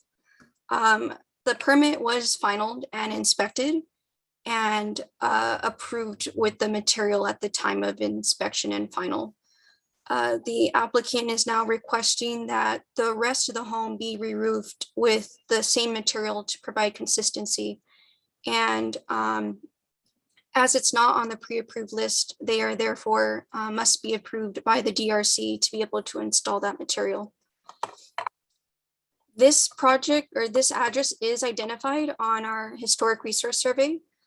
as the existing residence has composition shingle, it is not an issue with the Secretary of Interior standards because they are replacing it with composition shingle, just a different manufacturer. In the findings, the design review findings for just design review, the first 4 are all met because of the variety of roofing materials throughout the neighborhood. Not necessarily a variety of materials within legal neighborhood, but throughout the extended neighborhood as well. Although there are not composition shingles within the legal neighborhood.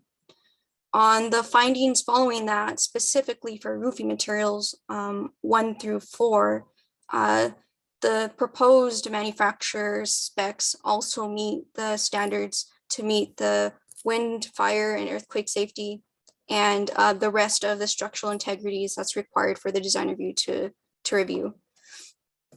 All the attachments include the permit history of the property and how and why it was approved when. I'm available to answer any questions, and the applicant is also available to answer any questions should you have any. Great, thank you very much. Does anyone have any questions for staff? The 2 other people, Committee Member McKay. No questions for staff. Okay, can we, I'd like to ask the applicant to present. Go ahead. Your name and your address. Good evening. My name is Paul Callahan. I'm acting as the Mr. and Mrs. Kelly Ryan's agent. I'm also the general contractor on the job. I'm also a resident of the town. I think Camelia did a wonderful job on explaining. They have inherited a roof, unfortunately, that is not on the approved list. And yet the garage and the balance of the house desperately need a roof. I believe the last one was put on in 1998. So I think any other suggestions might put them at, they have a brand new roof on half the house and we're sort of boxed in and painted into a corner here. So we're looking for hopefully your guidance to show us which way to go with this. Thank you. Thank you. Does anyone have any questions for our applicant? Any questions from committee members? Yes, I Go do. ahead. Oh, go ahead. Okay. Go ahead. Committee Member McKay, you can go ahead. Thank you. I'm just not clear how the material that's not on the pre-approved list was installed or got by to begin with. Do we have some sense of the history, Mr. Callahan? Yes, we do, and it was provided to the city. It should be in your report. There was an addition done, submitted, I believe, in 2017. It was finally finalized in 2021. That final shows not only a final building, but it also shows a zoning inspection. And zoning, in my 22 years of working in the city as a general, refers to roof and windows. And that means that was approved at least once or twice, usually twice, because there's a rough zoning and a final zoning on that building. My understanding also, and I'm Kelly Ryan, I'm the applicant at 2115 Lorraine. My understanding at the time also was a lack of availability of supply for the few shingles that are on the approved list. In 2017? No, I think it was installed in 2020. The permit was issued in 2017. The inspection was in 2019. I'm just looking at the staff report, and a final inspection in 2021. Is that right? That sounds approximately correct. I was not the contractor on that part of the job. Thank you. Committee member Chow, did you want to, do you have a question Yes. also? Go ahead. Yes, thank you, Vice Chair. Question to the applicant and Mr. Callahan. Could you take us through your decision, how you picked this particular roofing material and color? There was no decision, sir. It was picked by the other contractor that did the addition back in 2020, 2021. And basically I've inherited it. The Ryans engaged me in a new contract to repaint their home, re-landscape, concrete work, and then also gutters and roof. So Yes, I stand corrected. Have you thought about any other options? well, sir, I did, but I think it's an unusual financial burden to put on the residents, to ask them to rip off half of a brand new roof, number one. Number two, and I haven't discussed this with the Ryans, but I mean, if you did in fact allow us to use, let's say, another asphalt shingle on the rest of the house, you only have one approved color in the city, and they are not anywhere close to coastal slate. So again, this got painted into a corner. Mhm. All right, thank you. Okay. You're welcome. I have, any more questions? I have a question. Mr. Callahan, if we've asked the other applicants early on in the evening, if there was a color from the presidential or the landmark line, is there a color that matches the color that we're looking for, that you're looking for?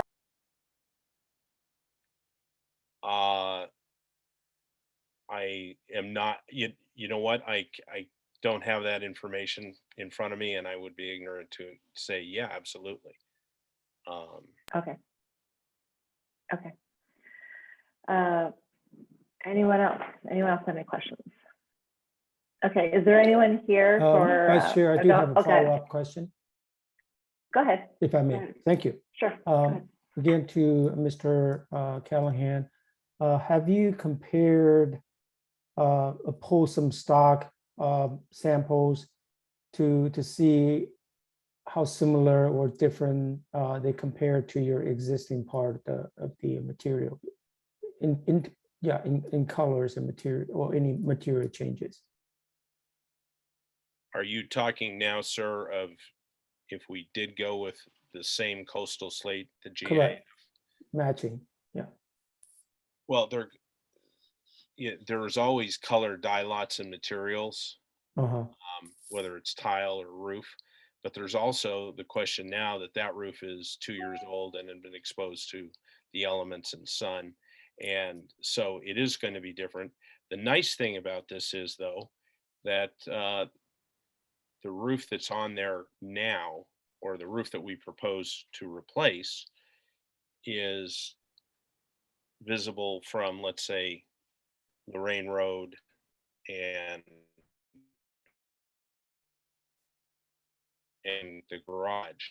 The brand new roof is visible from the other side of Lorraine Road, so you don't really, it's a split. There's a ridge. I don't know, I drew a roof plan for you guys, and you can see how the ridge runs down the middle of it. So you don't see all of you don't see both roofs next to each other. There is a defined split with on every place that the roof meets. There's not, let's say, one big patch and then another patch all on the same plane.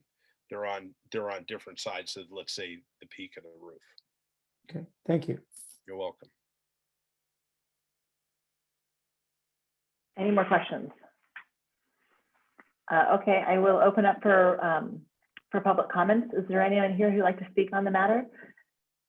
Go ahead, your name and your address, please. Hi, my name is Jennifer Giles. I live at 2290 Lorraine Road, which is further east from this project. But I feel that this homeowner has been, as Mr. Callahan stated, been backed kind of into a corner. due to an oversight by the city. Their project was finalized, and obviously someone from the city came out twice to take and review the roofing material that was up there. And so it should have been caught at that time, and it wasn't. And I think we can't change that. But I feel that it's a hardship that's been placed on the homeowners to force them to remove everything, what is old and what is most recently put on that is new, to then put on a roof that's within our pre-approved list. So I would support, and I back the homeowners, and I feel that the city is kind of obligated to assist them to make things right and allow them the opportunity to match what material is up there. And I feel that the new house colors that were recently painted for the home have helped to try and integrate that color into the whole composition of the house. So I don't think that color would be too much of a change or a difference. And there are other homes in our community that have a slate colored roof, so it's not out of the norm. We just don't have a slate asphalt shingle color in our repertoire. So I would hope that the city would support the homeowners in their selection of this color and material. Great. Thank you. Any more comments from the public? I see none. So I will close the public hearing and ask for committee member comments. Committee member Rick Chow. Thank you. Yes, I have asked a couple of questions in terms of color matching and also options. And I think in both cases, I think that the way that Mr. Callahan explained makes sense to me, and the neighbors' support also makes sense to me. So with all things considered, the history and all that, I think I'm comfortable supporting the project tonight. Thank you. Great, thank you. Committee member. Thank you. I think there's a freezing going on. Vice Chair, are you with us? I am. Am I still freezing? A bit, but as long as you can hear the. I can support this tonight if we make it very, very clear that this is a quote one-off, if you will, a very unique circumstance that was that we don't see very often, and that obviously went by the city's attention a year ago or so, because I would not want there to be some kind of precedent that people can try to circumvent the pre-approved materials, the pre-approved colors by taking on a small project and then enlarging it to a larger part of their home, if that makes sense. I mean, I understand that these were unique circumstances, and I think that the treatment of this project in this case needs to be specifically called out as a unique circumstance with no precedential value. So I could support it with those restrictions. Thank you. Great, thank you. I agree with what both the committee members have said today, and this is a unique situation. And with the city signing off on this, it's put us in a different situation. And I think that the city has signed off on it and put us in a situation where we're going to have to side with the property owner, and I could support the project with those restrictions highlighted as committee member McKay stated. Go ahead. I could just add that as not only when we make the motion, but if the staff could please make a note in this project that this was specifically approved, assuming that we are about to approve it, such that I don't want any other applicant to be using this as a precedent for something that they're trying to accomplish or skip by, or anything in the future.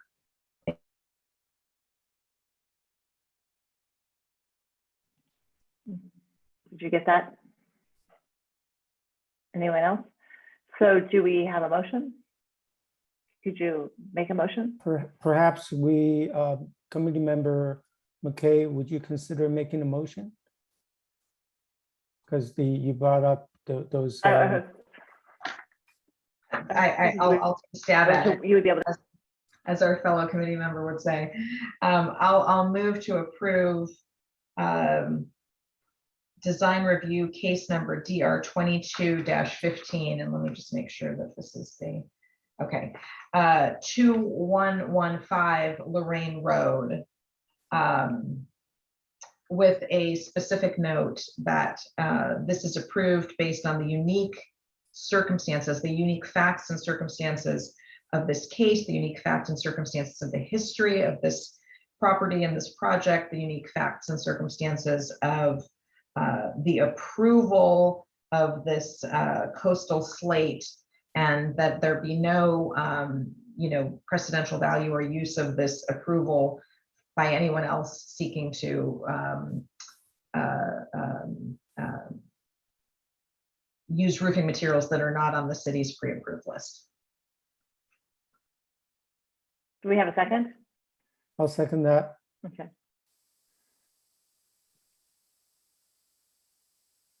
Okay. Go ahead. So for the vote, Vice Chair Lakin, Yes. Committee Member McKay, Yes.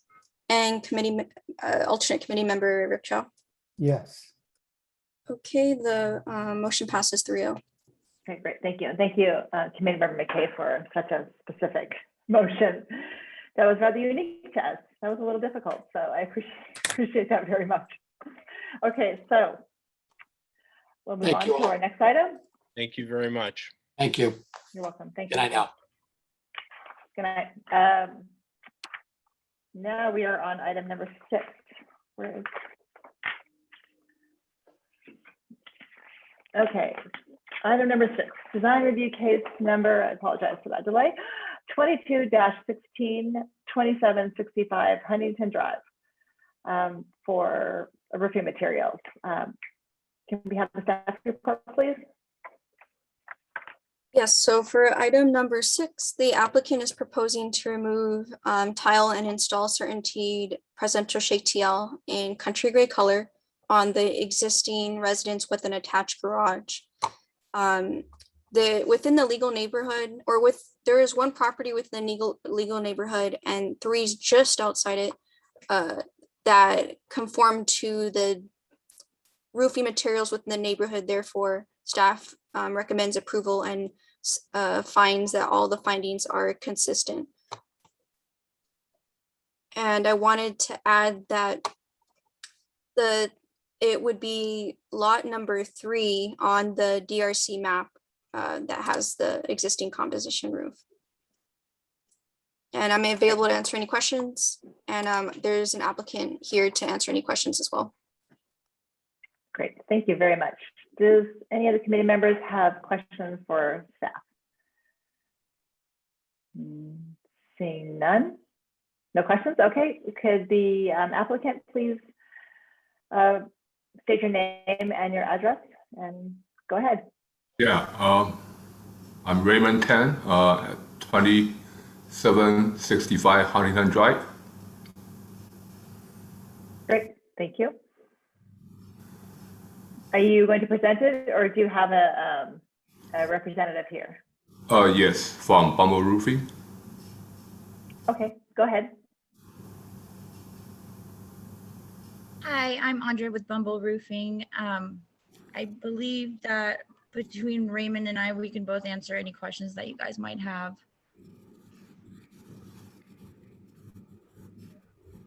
Okay. Okay, so does anyone from the committee have any questions for the applicant, the homeowner, or the applicant? Go ahead, Committee Member McKay. Thank you. I have two questions. As part of this project, and this is for the applicant, in re-roofing your home, are you also considering any painting, or is that not part of the project at this time? Oh, only the roofing. And so we have asked applicants tonight, as you may have heard if you've been listening in on the other projects, whether country gray was the only color you were considering, or if there are other colors on the pre-approved list that you were also amenable to. Well, country gray was the only color available, so I didn't choose any other colors. Okay, would you be amenable to other colors if they were, if you found they were available? Yes. Okay, thank you. Any other questions? Seeing none, is there anyone here for public comment? Seeing none, okay. I will go ahead with committee member comments. I will start with Committee Member McKay. Thank you. In reviewing this application and visiting the property and the legal neighborhood, there are many composition shingle roofs in the immediate, not just the legal neighborhood, I mean, just in the immediate neighbors, amongst the immediate neighbors. So I could support this tonight, given the property we're dealing with, given the use of composition shingle in the legal neighborhood. I did have a question. I would be interested in my fellow committee members' opinions on options of color, because that was something that I made a note on. Thank you. Great, thank you. Committee Member Chang, please. Yes, I concur with my committee, fellow committee members' comment, and I think this is the proper material for the project. If I heard the owner correctly, he said since the country gray is the only available color, I don't know if he meant is the available color on the pre-approved list or from the vendor, is that the supply situation. I would also would entertain other color if the homeowner has selected use another color such as the other gray color that we allow other projects. So I guess support the project. Okay, great. Committee Member Rick Chow. Thank you. Yes, I also agree with the previous comments from the other committee members. And I think we could add two more colors for additional options. One being shadow gray and one being possibly autumn blend. If the other committee members also agree with that. Thank you.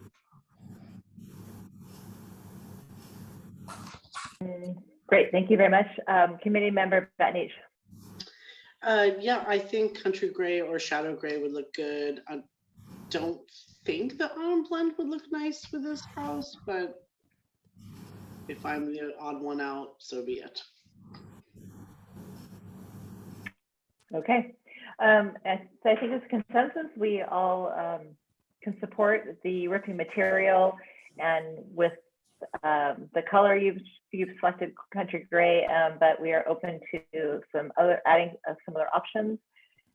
And I mean, it's come up that availability, and I did talk to a roofing supplier today for a long time, and I did hear that there was that they weren't having, CertainTeed in general was not having availability problems with colors, as like some companies were, but I think our applicant was using that availability as on the list versus supply availability, but I could be wrong. So I think we can come up with the colors that we find we could support, then I think we can move forward.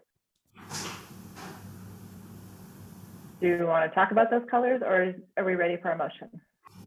I mean, I was just thinking that the autumn blend is just, it's very brown and kind of golden brown mixed, and I don't know if it would look as good as the country gray or the shadow gray, that's all. But I think I can try to make a motion with just, we'll limit it down to 2 colors, country gray and shadow gray. If no further comments, I can try to make a motion. Okay, go ahead. Okay, so I'll make a motion to approve item number 6, DR 22-16, 2675 Huntington Drive, with added color of shadow gray as the second option. And also that per staff's recommendation when it comes to installation guidelines noted in staff's report. Great. Do we have a second? I second the motion. Great. Roll call. Vice Chair Lakin, Yes. Committee Member Batnish, yes. Committee Member Chang, Yes. Committee Member McKay, Yes. and alternate Committee Member Rick Chow. Yes. Motion passes 5-0. Great. Thank you very much. We will move on to item number 7. Design review case number GRC 22-17, 2998 Somerset Place. Can we have a staff report, please? Yes. So for item number 7, the applicant is proposing to remove the existing wood shake and install the Certainty Landmark TL in the color Shenandoah on the existing residence and on the detached garage. There is existing composition shingles within the neighborhood. Staff has identified 2, one off Somerset and 2 off Somerset actually. And therefore staff is recommending approval for the proposal and is available to answer any questions. Great, thank you. Do we have any questions for staff? Seeing none. Would the applicant like to present now? We need your name and your address, please. Go ahead. Yes, good evening. Harry and Patricia Marr, 2998 Somerset Place. We have a representative from Bumble Roofing. Obviously, we'd like to re-roof the wood shingles. They're in dire need of repair and replacement. So thank you. Thank you. Does anyone have any questions for the applicant? I guess I asked the applicant again. You propose the color. Do you have any other color in mind? Or you just want to stay with that Shenandoah color? Is that what you have in mind? That was the preference because it's a ranch style type of home. But we're open depending on supplies. We're open to some other colors. That's the only real sample that we received, and it seemed to match the existing color. But we're open to other colors depending on supplies. Sure. So if we give you an option of some other choice, you would have no problem with it, right? You can actually talk to your roofer, check the sample, check the color paint of your building, and try to get the best choice, right? Yes, correct. Thank you. Thank you very much. Great. Committee Member McKay, did you have a question? Well, thank you. Thank you, Vice Chair. I had a question for the applicant's representative. I think that this application is answering the question that we had posed in the last project, which is that it wasn't that only Country Gray was available. because you were representing the applicant on the last project. It's just that they were looking at the colors on the pre-approved list because clearly the applicant here is looking at Shenandoah. Is that right? Correct. So there is availability of multiple colors on the pre-approved list, correct? Correct, but there are only 2 colors on the pre-approved list. Understood. Okay. So I'm just hoping that with respect to the previous application, you can make sure the applicant understands he has that choice of those 2 colors. That was all I wanted to clarify. Thank you. Great. I have one question. Did the applicant, did you consider the versus the landmark TL, did you consider the presidential TL?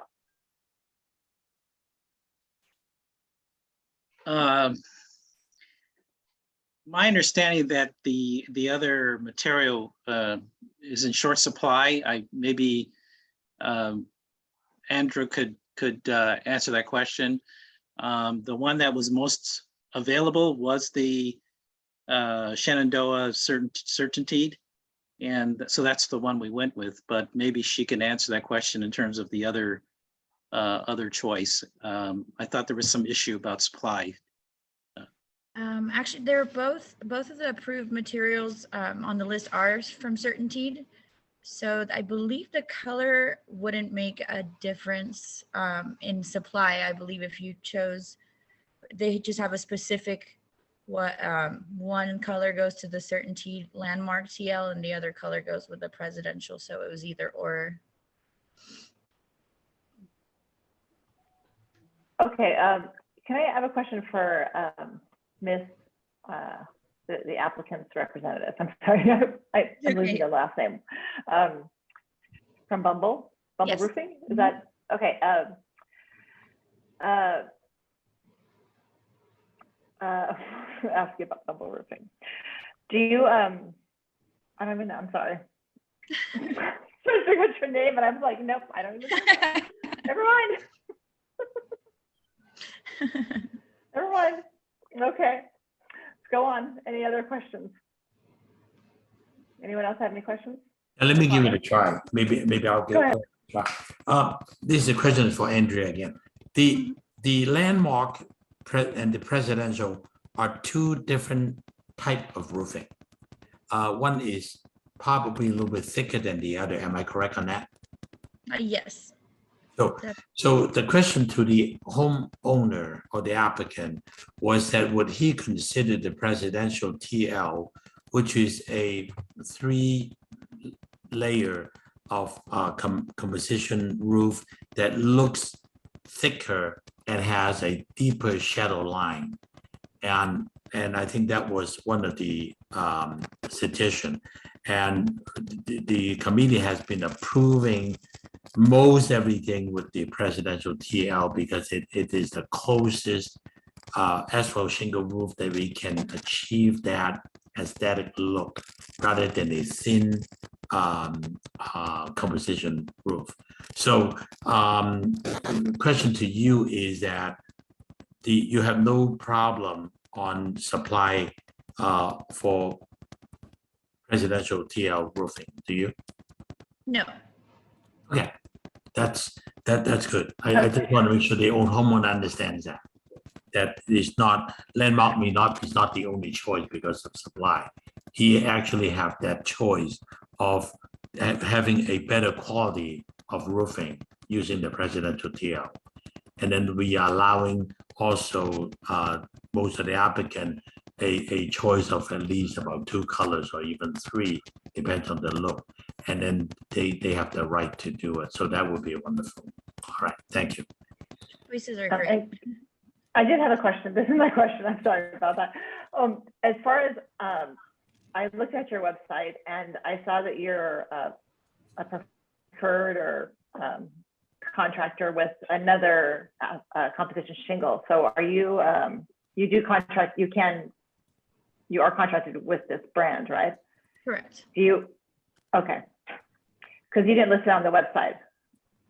Oh yes, but we do install and we are contracted with them. So you've installed them before?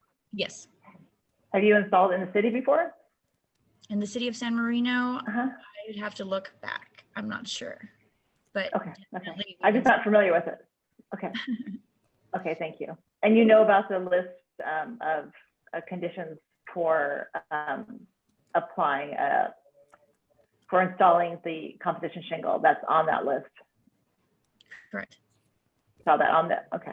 Okay, thank you. Anyone else have any questions? I actually have a question, if I may. With respect to the presidential product, the pre-approved list says that the only color is country gray. But then I've heard that you could have some other choices in terms of color within that model. So I wanted to clarify that. Is there something besides gray in that product that's available? Like tonight, do you have their booklet with you now? I have one in front of me. That's why I'm asking you. Do you have one of the certainty books with you? It has the different versions. So tonight, in the city and in the past, we have country gray, of course, and we've approved shadow gray, which is a little darker, and we've approved some autumn blend, which has a little more warm tones in it. And that's almost the extent, that's the majority of it. So tonight we were giving applicants some choices because we felt that presidential shake TL was a good material for theirs, style-wise, with their home. And what we're finding is that people are just wanting a roof, so they're not thinking, they're trying to get it approved without having to wait, and they really just want a roof. But our goal is to find a roof that satisfies aesthetics and the work of what a roof does. So we would like not to everything look the same in the city. So if there was a color that you actually preferred, then that's why we were asking some of the applicants, that we felt like the colors would be compatible with the house and in the neighborhood. So and the presidential shake TL is one that we have been approving for wood shake replacements, probably a little more than the landmark. So did you? I have a question for the applicant. Go ahead, Committee Member Batnich. Oh, I'm so sorry. I didn't mean to talk over you. No, go ahead. No. I was just going to ask the applicant if they would be open to the possibility of this committee proposing to perhaps offer you, if there is consensus, offer you the roof type that you wanted, but also giving you the option for presidential shake TL in country gray or shadow gray. That would, I'm just, or some other possibilities for colors. Would that be of interest to you, or you're not interested in presidential shake TL? We would have to take a look at the sample that was given to us. A physical sample was just the Landmark TL. We're open to it. Again, I'm not sure the difference in cost, but if it's within the similar range, and if we could get a live sample, a physical sample, we're very open to it. Again, the reason why this particular model was selected because what we thought was the availability, and that's why and it was in the pre-approved list, and so we just chose that one. But we're open to the other option as well. If we can get a live sample from Bumble Roofing, we could take a look at it. If the design review committee would give us a few options between these two, we'll be very happy that we would have these choices. But we would like to have a live sample of the presidential line. Yeah, of course. And I think that the cost difference is minimal, but I can't remember exactly, but I think it's within 10%. But anyway, that's all I have. That's my only question. And we can get a sample too for the president. Oh, thank you. No problem. Any more questions for the applicant?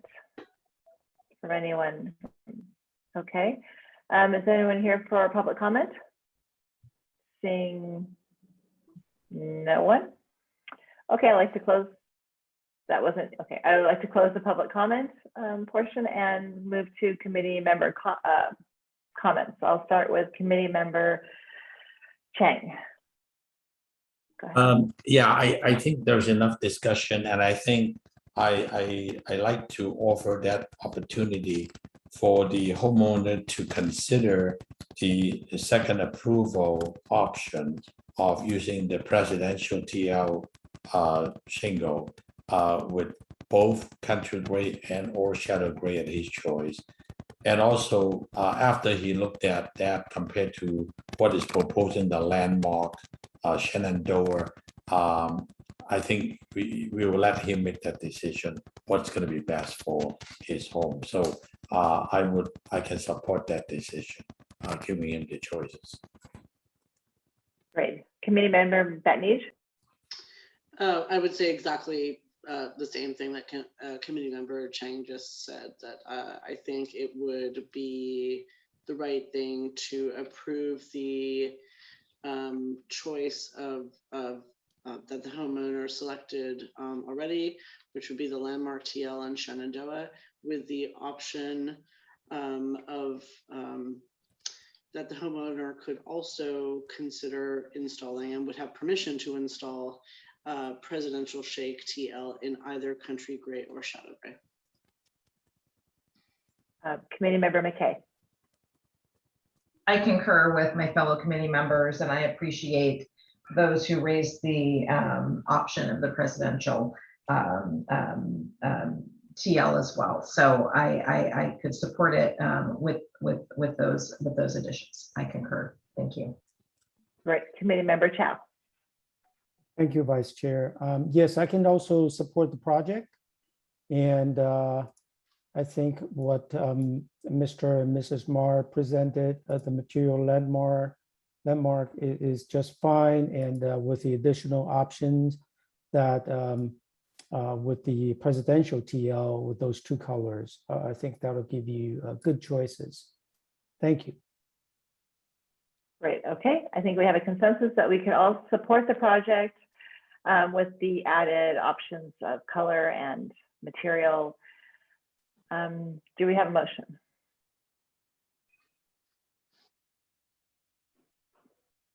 Yeah, I'll make Go a ahead. I'm sorry. Raymond, go Who would ahead. like to? Raymond, go Okay, ahead. go ahead. Committee member Chang, go ahead. Thank you. Thank you. I'll move to approve design review case number DR 22-17. Per staff report with an additional option for the homeowner to choose the presidential TL composition shingle roof material in shadow gray and or autumn gray color. I think you meant shadow gray or country gray, or Country gray, I'm sorry. What did it's I okay if you said it on purpose. Country gray and shadow gray. gray. That with the darker color. All right. Yes. Sorry. Thank you for correcting me. Great. Okay. Okay. Do we have a second? I'll second that. Go ahead. Roll call. Okay. Vice Chair Lakin, Yes. Committee Member Chow, Yes. Committee Member Batnij, Yes. Committee Member Chang, Yes. and Committee Member McKay. Yes. Okay, motion passes 5-0. Great. Thank you very much. I want to say thank you very much to all the committee members. I know it's a thankless job. You're always fighting with the residents and fighting with the contractors and arguing, going back and forth. I know it takes a lot of your volunteer time. You get 0 for this, but you do earn my highest respect. And I really do appreciate you guys. Really. I want to say Bottom of my heart. best luck to your project. Yeah, and we Rick, need I it. want to ask you quickly, Rick Cho, did you have a kid at Valentine School many years ago? I think we all have kids at Valentine many years ago. But yes. What is his name? I'm trying to recall because I think I recognize your name. Oh, well, I have 2 kids. My son is Matthew. My daughter's Jacqueline. Yes, Matthew. Oh my goodness, has it been years? Oh, Rick, you look great. Anyway, say hello to Michelle for me. Sorry. Thank you. Thank you very much. Good evening. Okay. Thank you. Have a Thank good you. night.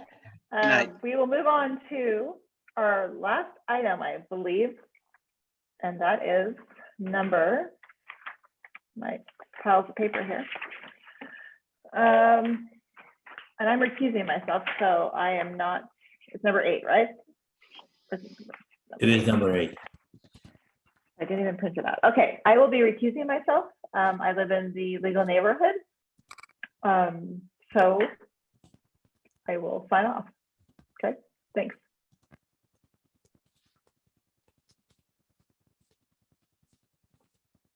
Okay, I will go ahead and present the staff report. This is project item number 8 for 2390 Ridgeway Road. The applicant is proposing to remove the fire-free roof tiles and instead install the Certainty Landmark TL in the pre-approved color of Shenandoah on an existing residence with a detached garage. The property is found on our historic resource survey, and staff has provided the Secretary of Interior standards, and reviewing those standards feels that the project does meet it and also meets all the remaining findings for the project. Would like to note that within the neighborhood at 2375 Ridgeway, the DRC recently approved composition shingles for that residence as well. And therefore the neighborhood in general does have a variety of roofing materials, including composition shingle. And as such, staff is recommending approval for the project, and I'm available to answer any questions.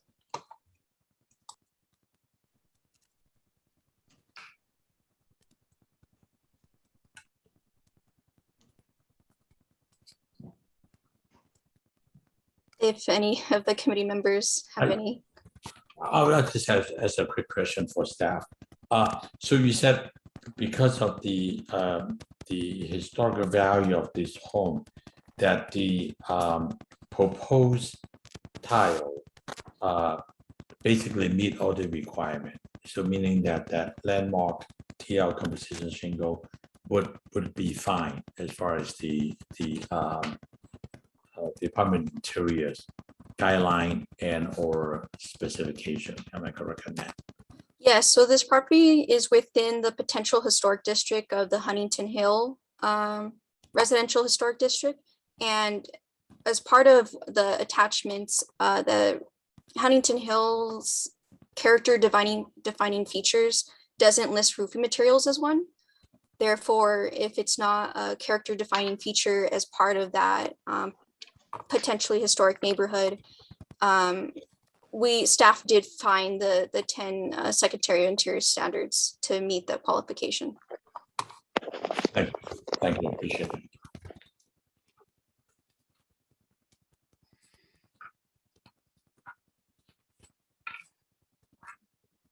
In the absence of the chair and the vice chair, how do we move on to the next item? Because if nobody else has questions for staff, then I think it's time for the applicant to present. Sharon, can you go ahead and just act as chairperson for this item? Okay. Yes, Does anybody else have questions for staff? And hearing and seeing none, I think that it's time for the applicant or the applicant and or the applicant's representative to present the project. Thank you. So good evening. My name is Stephen Jones. My spouse, Del Nori, we are the owners of the property. I'd like to start off by thanking Chair Wong and members of the Design Review Committee, as well as a special thanks to Camilla Martinez, who has been very instrumental in helping us through this process of applying to the committee. especially given the late nature of this evening. So just a quick little background, because it's been a common theme through this evenings. We've been on the call since the very beginning, a lot of roofing projects. Our home, I did a lot of research basically as far as permits and how many roofs have been on the home. The existing roof is a fire-free roofing synthetic slate material. It was installed, I believe, around 2005. In 2001, there was an $18.6 million class action lawsuit filed against the manufacturer for this defective material. The material proved to be very insufficient as a roofing material, very brittle, cracks very easily, and doesn't hold up to its warranty, which I believe was in excess of 40 years. Unfortunately, somehow we were not the owners in 2005, but somehow the material was approved and put on the house and installed.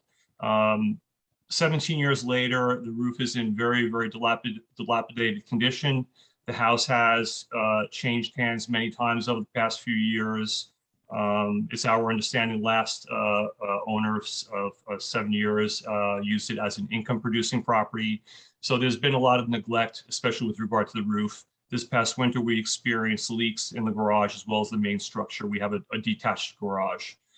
So we did a lot of research to what we could do to the roof, and unfortunately we came to find out that the roofing material is no longer available, can't be replaced. So we embarked on the journey of finding what's acceptable to the city, and with the help of Ms. Martinez, we found out that we came across the roof, the approved materials by the city, and we've decided on the landmark TL Shenandoah color, part and parcel because I'm very familiar with the roofing product. I'm very familiar with CertainTeed. It's a very good roofing product. The landmark TL is not a very thin tile. It's almost just as thick as the Presidential Series. They're both very good. They're both very attractive roofing materials. Our neighbor across the street at 2375 just as recently as last month finished installing the landmark TL in the same Shenandoah color, and their dwelling structure is very nearly identical to ours. It's a classic colonial style home. So we felt that this roofing material was very consistent with our home, consistent with the neutral tones of our home, consistent with the historic nature of our home, and it met, we were pleased to see that it was one of the acceptable materials.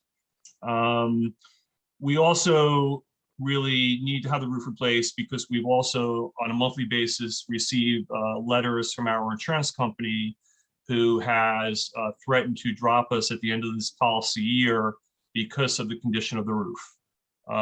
Each month, we have communicated to them that we're trying to get this approved by the city to re-roof the house.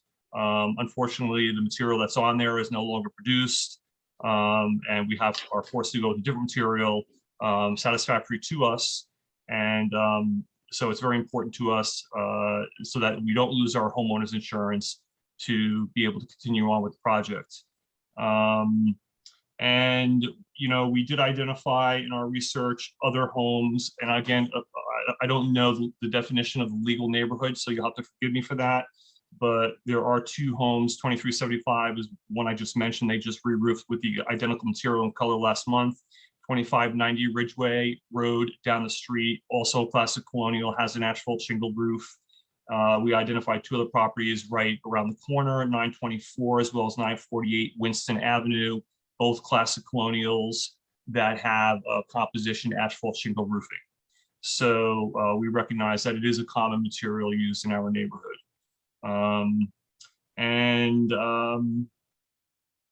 Our goal is to really get the roof replaced as soon as possible because we are very concerned about the upcoming rainy season because we do know we have leaks in the roof. And again, we don't want to be dropped from our homeowner, homeowner insurance company, as well as we don't want damage to our home. So thank you for taking the time to listen to us, and we look forward to hearing your input and thoughts, please.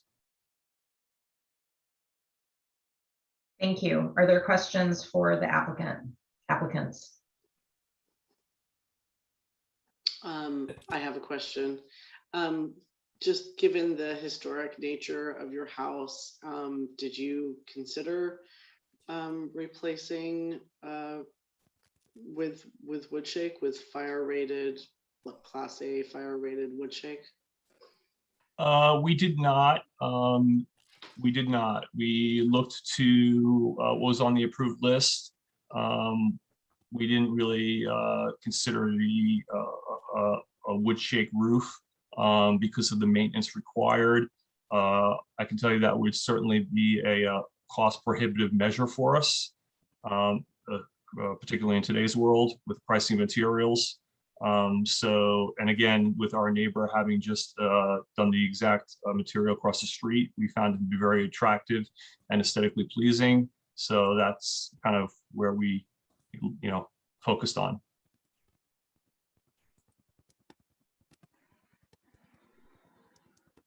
Committee Member Chang, did you have a question? Yeah, I was gonna ask the applicant, he has personally looked at this landmark TL product, Shenandoah, and he personally feel comfortable using that particular material to replace the current roofing. Am I correct on that? Is that? Yes, sir, I do. I see. Okay. Yeah, I just want to clarify that and make sure that you fully understand what that material, and you have looked at the actual sample and all of that. Yes, sir, I have. I've been to a roofing supply place and I have looked at it, yes. I have a couple of questions. Is the house currently occupied? No, we are currently doing some remodeling work to it. Have you assessed what, I noticed that you've put brick up on the front, which wasn't there before. So there are No, some. no, that's not, no, ma'am, that brick was always there. We just had the paint taken off of it. We did not put that. Okay, excuse me, yes, okay. But it has a natural brick now. Right, yes. Yes, sorry. So, given that, I was wondering if you had other plans for, the colors of the outside of the house. So we're probably going to stick with a very, very pale off-white or a very, very pale gray, similar to 2400 Ridgeway. So a very the same neutral earth tone color. There's a taupe-ish or tannish color on the left side of the house, and I didn't know if that was temporary. There's like, it appeared that there was some kind of. Yeah, the brick used to be painted a taupe-ish brown. Yes. And we removed that paint down to the original brick. Okay. And above the brick, we have batten board wood, and that's painted just plain white. So our plan is to paint the house all one uniform color, and that would be like a very pale off-white or a very pale gray. It might be just interesting to the committee in terms of the color choice that you're making to know what the ultimate plans are. I understand. And have you done a comparison of have you actually done a comparison of wood shake versus the landmark TL? What do you mean by a comparison? Price comparison. You were making some statements about the. No, price. I haven't, but I personally know it would be a lot more.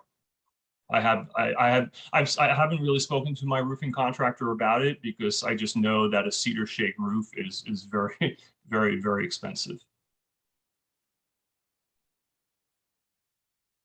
How much more expensive do you think it is?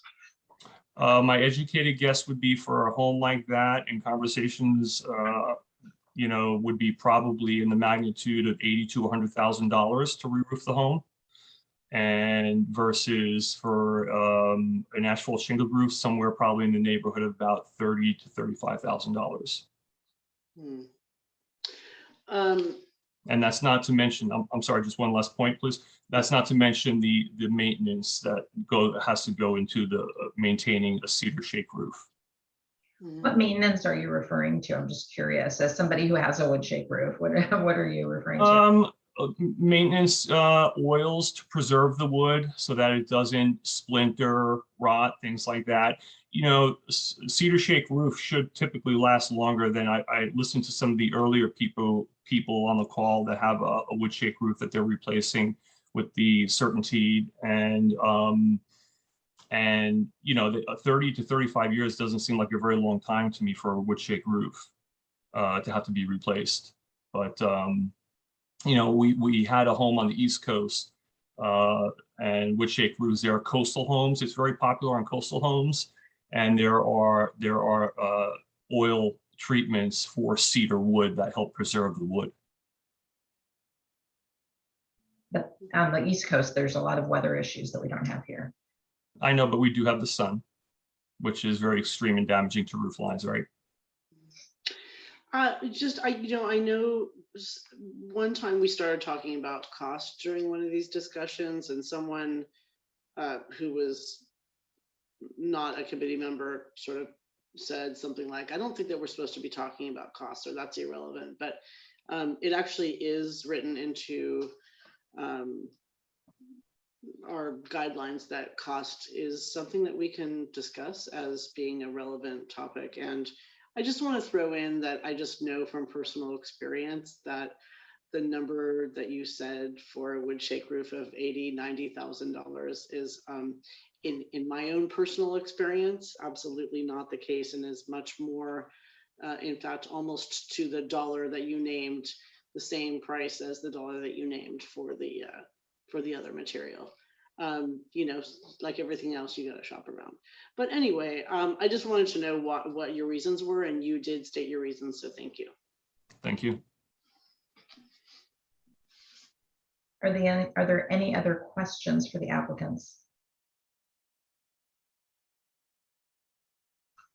Seeing none, is there anybody here for public comment? Is there anybody from the public who wants to comment on this project?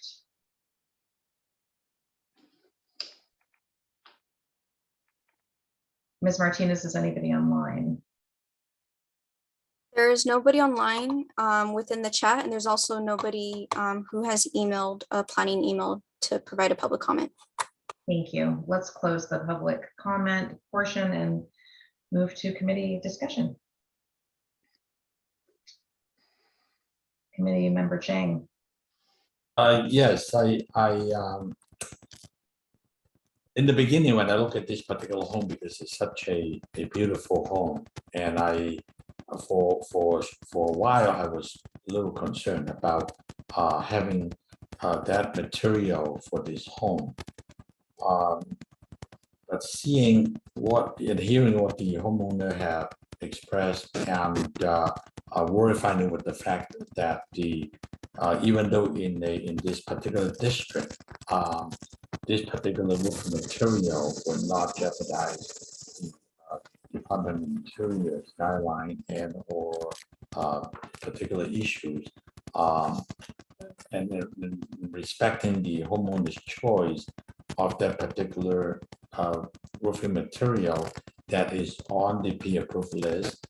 And I think as long as the installer would follow all the required guidelines, I can support what was being chosen by the homeowner, unless other committee members want to offer him the presidential choice of different color. I do not follow him or follow up on all these proposed color change between the brickwork and also on the wood boards. So I heard something about maybe painting the wood board with gray color. So I don't know whether some of the presidential guideline, presidential TL roofing, gray tone color would work better with his final ultimate color. So I can support this particular application with what he chooses, and or I'll offer him the option of the presidential TL with the two choice of the gray color. In the event if he want to paint the exterior of his home in a gray tone, that would be my comment. Thank you. Committee member Batnij. Yeah. I'm having a lot of trouble with this one, as I did with the last time that this came up with 2375 Ridgeway Road. And, you know, one of the concerns that the committee expressed with 2375 Ridgeway Road was, you know, this this material wasn't, I think it was Landmark TL, that material wasn't really present in the neighborhood, and that, you know, we'd be sort of setting a precedent that it's in a potential historic district, that it's a historic house. And I was never comfortable with the decision to approve that. And I'm not comfortable with this one either. I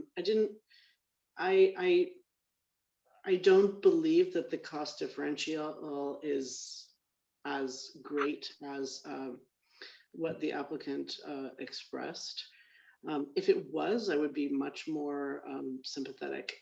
Of course, you will find roofing contractors who will tell you that it is triple or quadruple or you know, the cost of wood these days, but actually those costs have come down. I heard him say that it's cost prohibitive to go wood shake roof. I mean, I don't know. This is a very, very, very high-end neighborhood in a very high-end city. If it really was, you know, $70,000 more for a wood shake roof, I would take that more into consideration, but I haven't really heard a great reason why wood shake is not being on here. I don't know anybody who applies oils to wood shake or has any maintenance issues with wood shake other than, you know, just checking it. I don't know.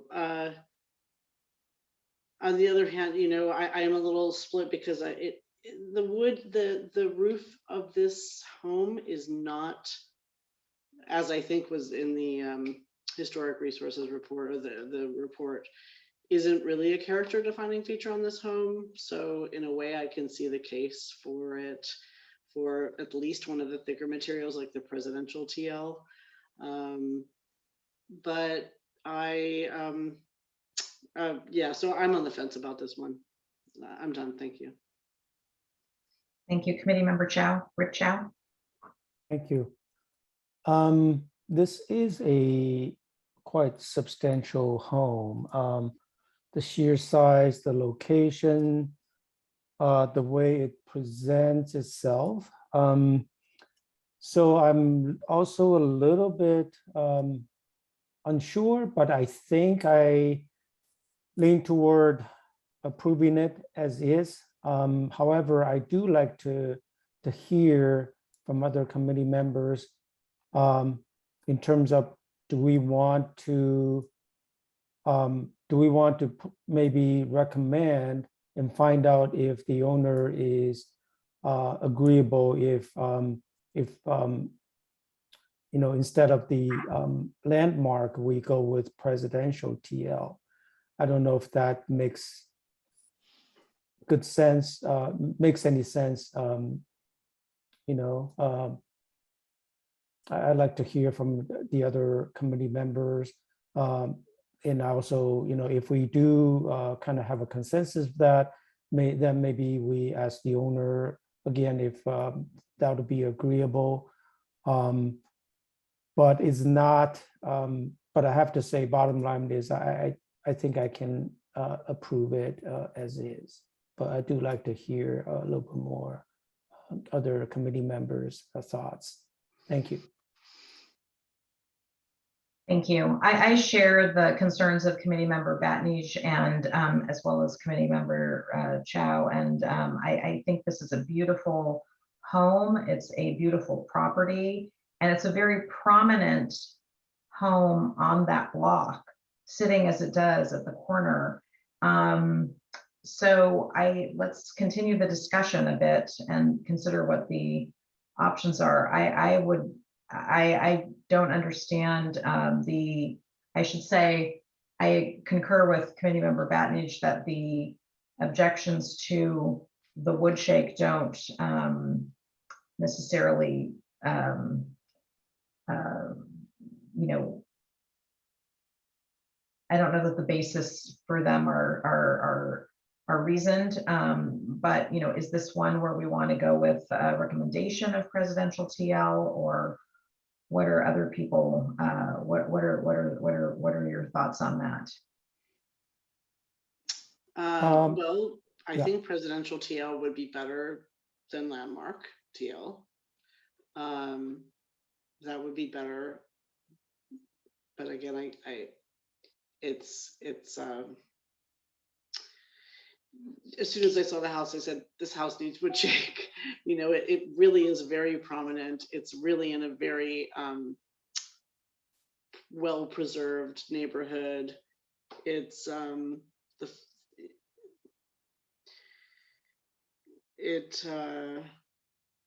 is difficult. This is really difficult. I don't know, but since it's not a character, I mean, it's not a tutor, it's not a character defining feature, but it is prominent. You could argue that it was more prominent on 2375 Virginia Ridgeway than this, but I don't know. Just kind of exploring a little bit. You know, two thoughts come to my mind. First is that since it's not a defining character, I'm talking about wood shake. So so that makes me think, well, it is really the right chain of thought to do wood shakes. And then the second thing is that personally, I'm not knowledgeable. I don't really know without actually getting a quote from a contractor, roofing contractor, to really see how much more, how comparable wood shakes would be. So I kind of hesitate to say that, well, this is really, we should stay with wood shake. So perhaps we can circle back to the applicant, you know, see if it's agreeable to go with presidential TL. That's just a question really for us to discuss. And I personally feel, Chair, that the presidential TL, because of the deeper shadow line, will do a better job for this particular elegant home than the landmark line. Yeah, I just think that would be, and there are other choices of a color that will work with their color scheme. But if you cannot push it to the either shake roof, I think the presidential TL would be our best second choice. I would definitely support that selection. Are my fellow committee members suggesting that we reopen the applicant discussion portion of this project, or that we make it a condition to go with residential TL? I'd say maybe we open the conversation again if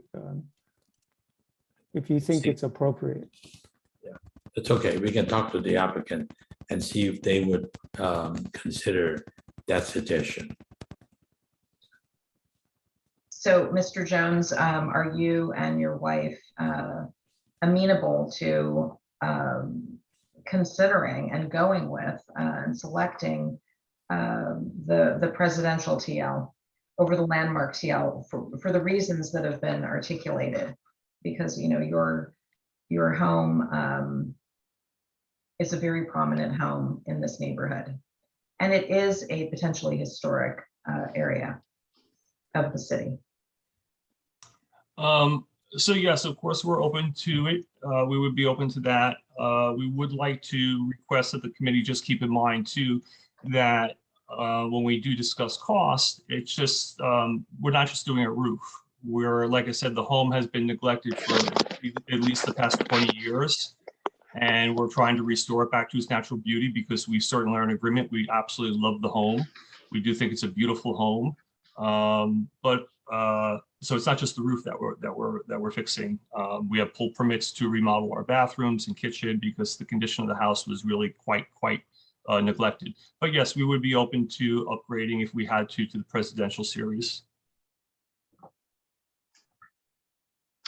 Yeah, and as I mentioned before, my understanding is that there isn't really a very big cost in materials, big difference in cost of materials between the presidential TL and the landmark TL. And also another thing that more than one roofer has mentioned to me is that the actual cost of materials as the total cost of a roofing project is nothing compared to the labor cost. The labor cost is by far the most, and certain types of roofs take more labor than other types of roofing. So the materials are a minority of the cost of a new roof, but it is a factor. I'm not saying it's not a factor. So I guess what's in front of us is really, if we want to make it into a condition, if everybody is on the same page, perhaps we'll just make it into a condition, and under the impression that the owner is okay with that. I think The so. other thing that we could do would be, I mean, procedurally, it's not really possible for us to tell a homeowner that procedurally the applicant has come to us asking for a landmark roof and a landmark TL roof, and we either deny or approve or continue that. And I don't believe that well, maybe I should just ask Camelia, is there a way procedurally that since we do have the permission, and well, my understanding is that, having heard the applicant, is that the applicant is open to installing a presidential TL roof. Can we somehow make our motion that the applicant's request is denied, but they may install a presidential TL roof, since the applicant said that they would be willing to do that? Or would that have to be a continuance and they have to come back? Committee, I could take this. The motion would be that the committee moves to approve the project with the condition that, and then you state the material. You don't need to continue the project. Yeah, I would hate to do that. It would seem a burden to wait another month just for that. Right. I just do think that you would, I think, just to make sure, I would ask the applicant if he concurs with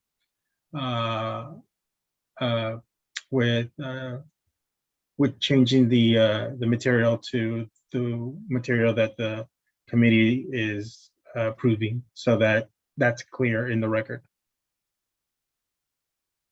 But I thought we heard Mr. Chung that he would have no problem consider using the presidential TL material. I think he said that is okay. So it's I think it's proper for the committee to make a motion to approve this project with that condition that it has to be a presidential TL material. We can give them a few choices of color, depends on how the final color of the building is, and then he can accept that or reject that decision if he feel that that is not the right decision he want. But I think I think the committee has the right and the option to identify the material. Do we also want to define the color choices as before? Maybe three colors? 3 colors, because we don't know what the final color of the building is yet. Yes, And, I agree. Can we just for the sake of efficiency and no further confusion down the road, Mr. Jones, would you be agreeable to that condition if if a motion is structured that way? Yes, I would be agreeable to that. Yes, we would. Okay, thank you. Thank you. Is there further Any further comments from the committee or further discussion? Anybody wishes to have? Is there a motion? Let me go ahead and then try to make a motion. I'd like to move to approve design review case number TR 22-19 with a condition that the roofing material to be CertainTeed presidential TL composition shingle roof material in the shadow gray color. Help me under the two colors. Country gray and country gray autumn and blend. shadow gray for presidential shake teal. And then we have one more color, is the autumn blend. Autumn blend. So it will be the one of the three colors that would be most suitable on the final exterior color of the building. So country gray, shadow gray, and autumn blend, one of the three. That would be my motion. I'll second that. Can we have a roll call? Yes. Committee Member McKay, Yes. Committee Member Chang, Yes. Committee Member Batanish, Yes. and alternate Committee Member Rick Chow. Yes. Okay, motion passes 4-0. I would like to thank all of the committee members for your due diligence and efforts that you put into keeping our city of San Marino very beautiful and the historic preservation nature of our city very beautiful. And we are very much looking forward to completing our roofing project. So thank you for your time and for your efforts. Thank you. Thank you. Good evening.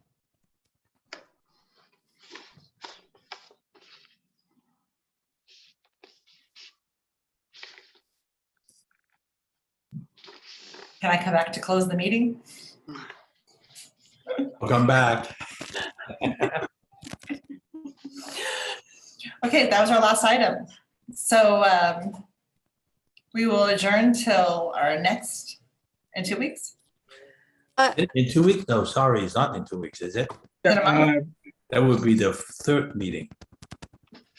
Chair Lynch, But now, Vice Chair Lynch, go ahead. So we will convene on July 6th. At that time, the city attorney will have a presentation to go over findings and recent housing legislation. So it'll be a training opportunity. So again, we will meet on July 6th. That's July. And is that meeting on July 6th only for training and not for agenda items? At this time, we don't have any agenda items, but if there are any, we will agendize them. We do have some in the horizon for the second meeting in July. Okay. The second meeting being the 20th? Correct. And will what we have about a the reorg- time? Is it going to be 6 o'clock or 7 o'clock moving forward? All meetings will be at 6 o'clock moving forward. Start time is 6 o'clock. Correct. Okay. Is that by a resolution of the city council or is that? It was it was codified in the ordinance. Maybe you can explain to the committee members the rationale. It might be helpful if we can. If we're not allowed to, then if the meeting's over, I'm sorry, the rationale behind. changing the time of the meeting. Some of the committee members don't know. So Wow, as why the city clerk was amending or trying to do the cleanup of the commissions and committees, one of the general themes was to have meetings run along the same timeframes as the city council. As you know, the city council meets at 6 o'clock on Wednesdays. And then on second meetings of the month are on Fridays at 8:30.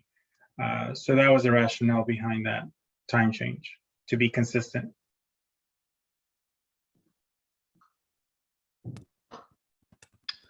I also have a question, which is, do we have a reorganization of the committee members next It month? will be coming in the future, yes. So is that July 6th? We will be working with the city clerk, so we will be letting you know. Most likely it'll be July 6th, but if not, it'll be the second meeting, July 20th. Okay, thank For you. planning purposes, because I was told that we only have the one meeting in July on the 20th. Do you know how long the training is on the 6th? They've been running typically around 45 minutes with, depending on the question by the members, it could run up to an hour. Thank you. So the July 6th meeting is anticipated to be from about 6 to 7? Yes, unless there's any other items. But again, if there are any items, though, it'll be a light 1 or 2 items. Okay. Thank you. And that's all I have. Thank you. Okay. Am I allowed to make a comment about roofing material from something that I learned today that comes up in a lot of our meetings? But none of us knew the answer. I don't think any of us knew the answer about a product that comes to us and then we don't know what it is, so we just say no. Am I allowed to? Is that not on the agenda? So I can't say that. Yeah, it's not on the agenda, but I do think there are some issues coming up, obviously. So I think one of the things that staff is going to do in the near future, once we have the staffing level, is to bring up the adopt a resolution with a pre-approved list, so that we can have a discussion, so that could be moved forward to both planning commission and city council. Staff would also give the opportunity for staff to do some research. I believe this has already been brought up to city council and planning commission before. So staff would have to do the research to see where that went and what the guidance was. But I believe there is a framework for us to work with. Mm-hmm. Mm-hmm. When I spoke to the roofing supplier today, I asked about Solaris, that's solar. They're like solar version and the colors, because can I tell them what the meaning is or not? Is that? Well, I think just because this item is not agendized, I think we should be careful. I don't want to be, I want to be careful. Right. Okay. So I guess we can close the meeting and see everybody on July 6th. 6, correct. At 6 o'clock. Correct. Thanks, everybody. Thank you. Thanks, Good everyone. evening.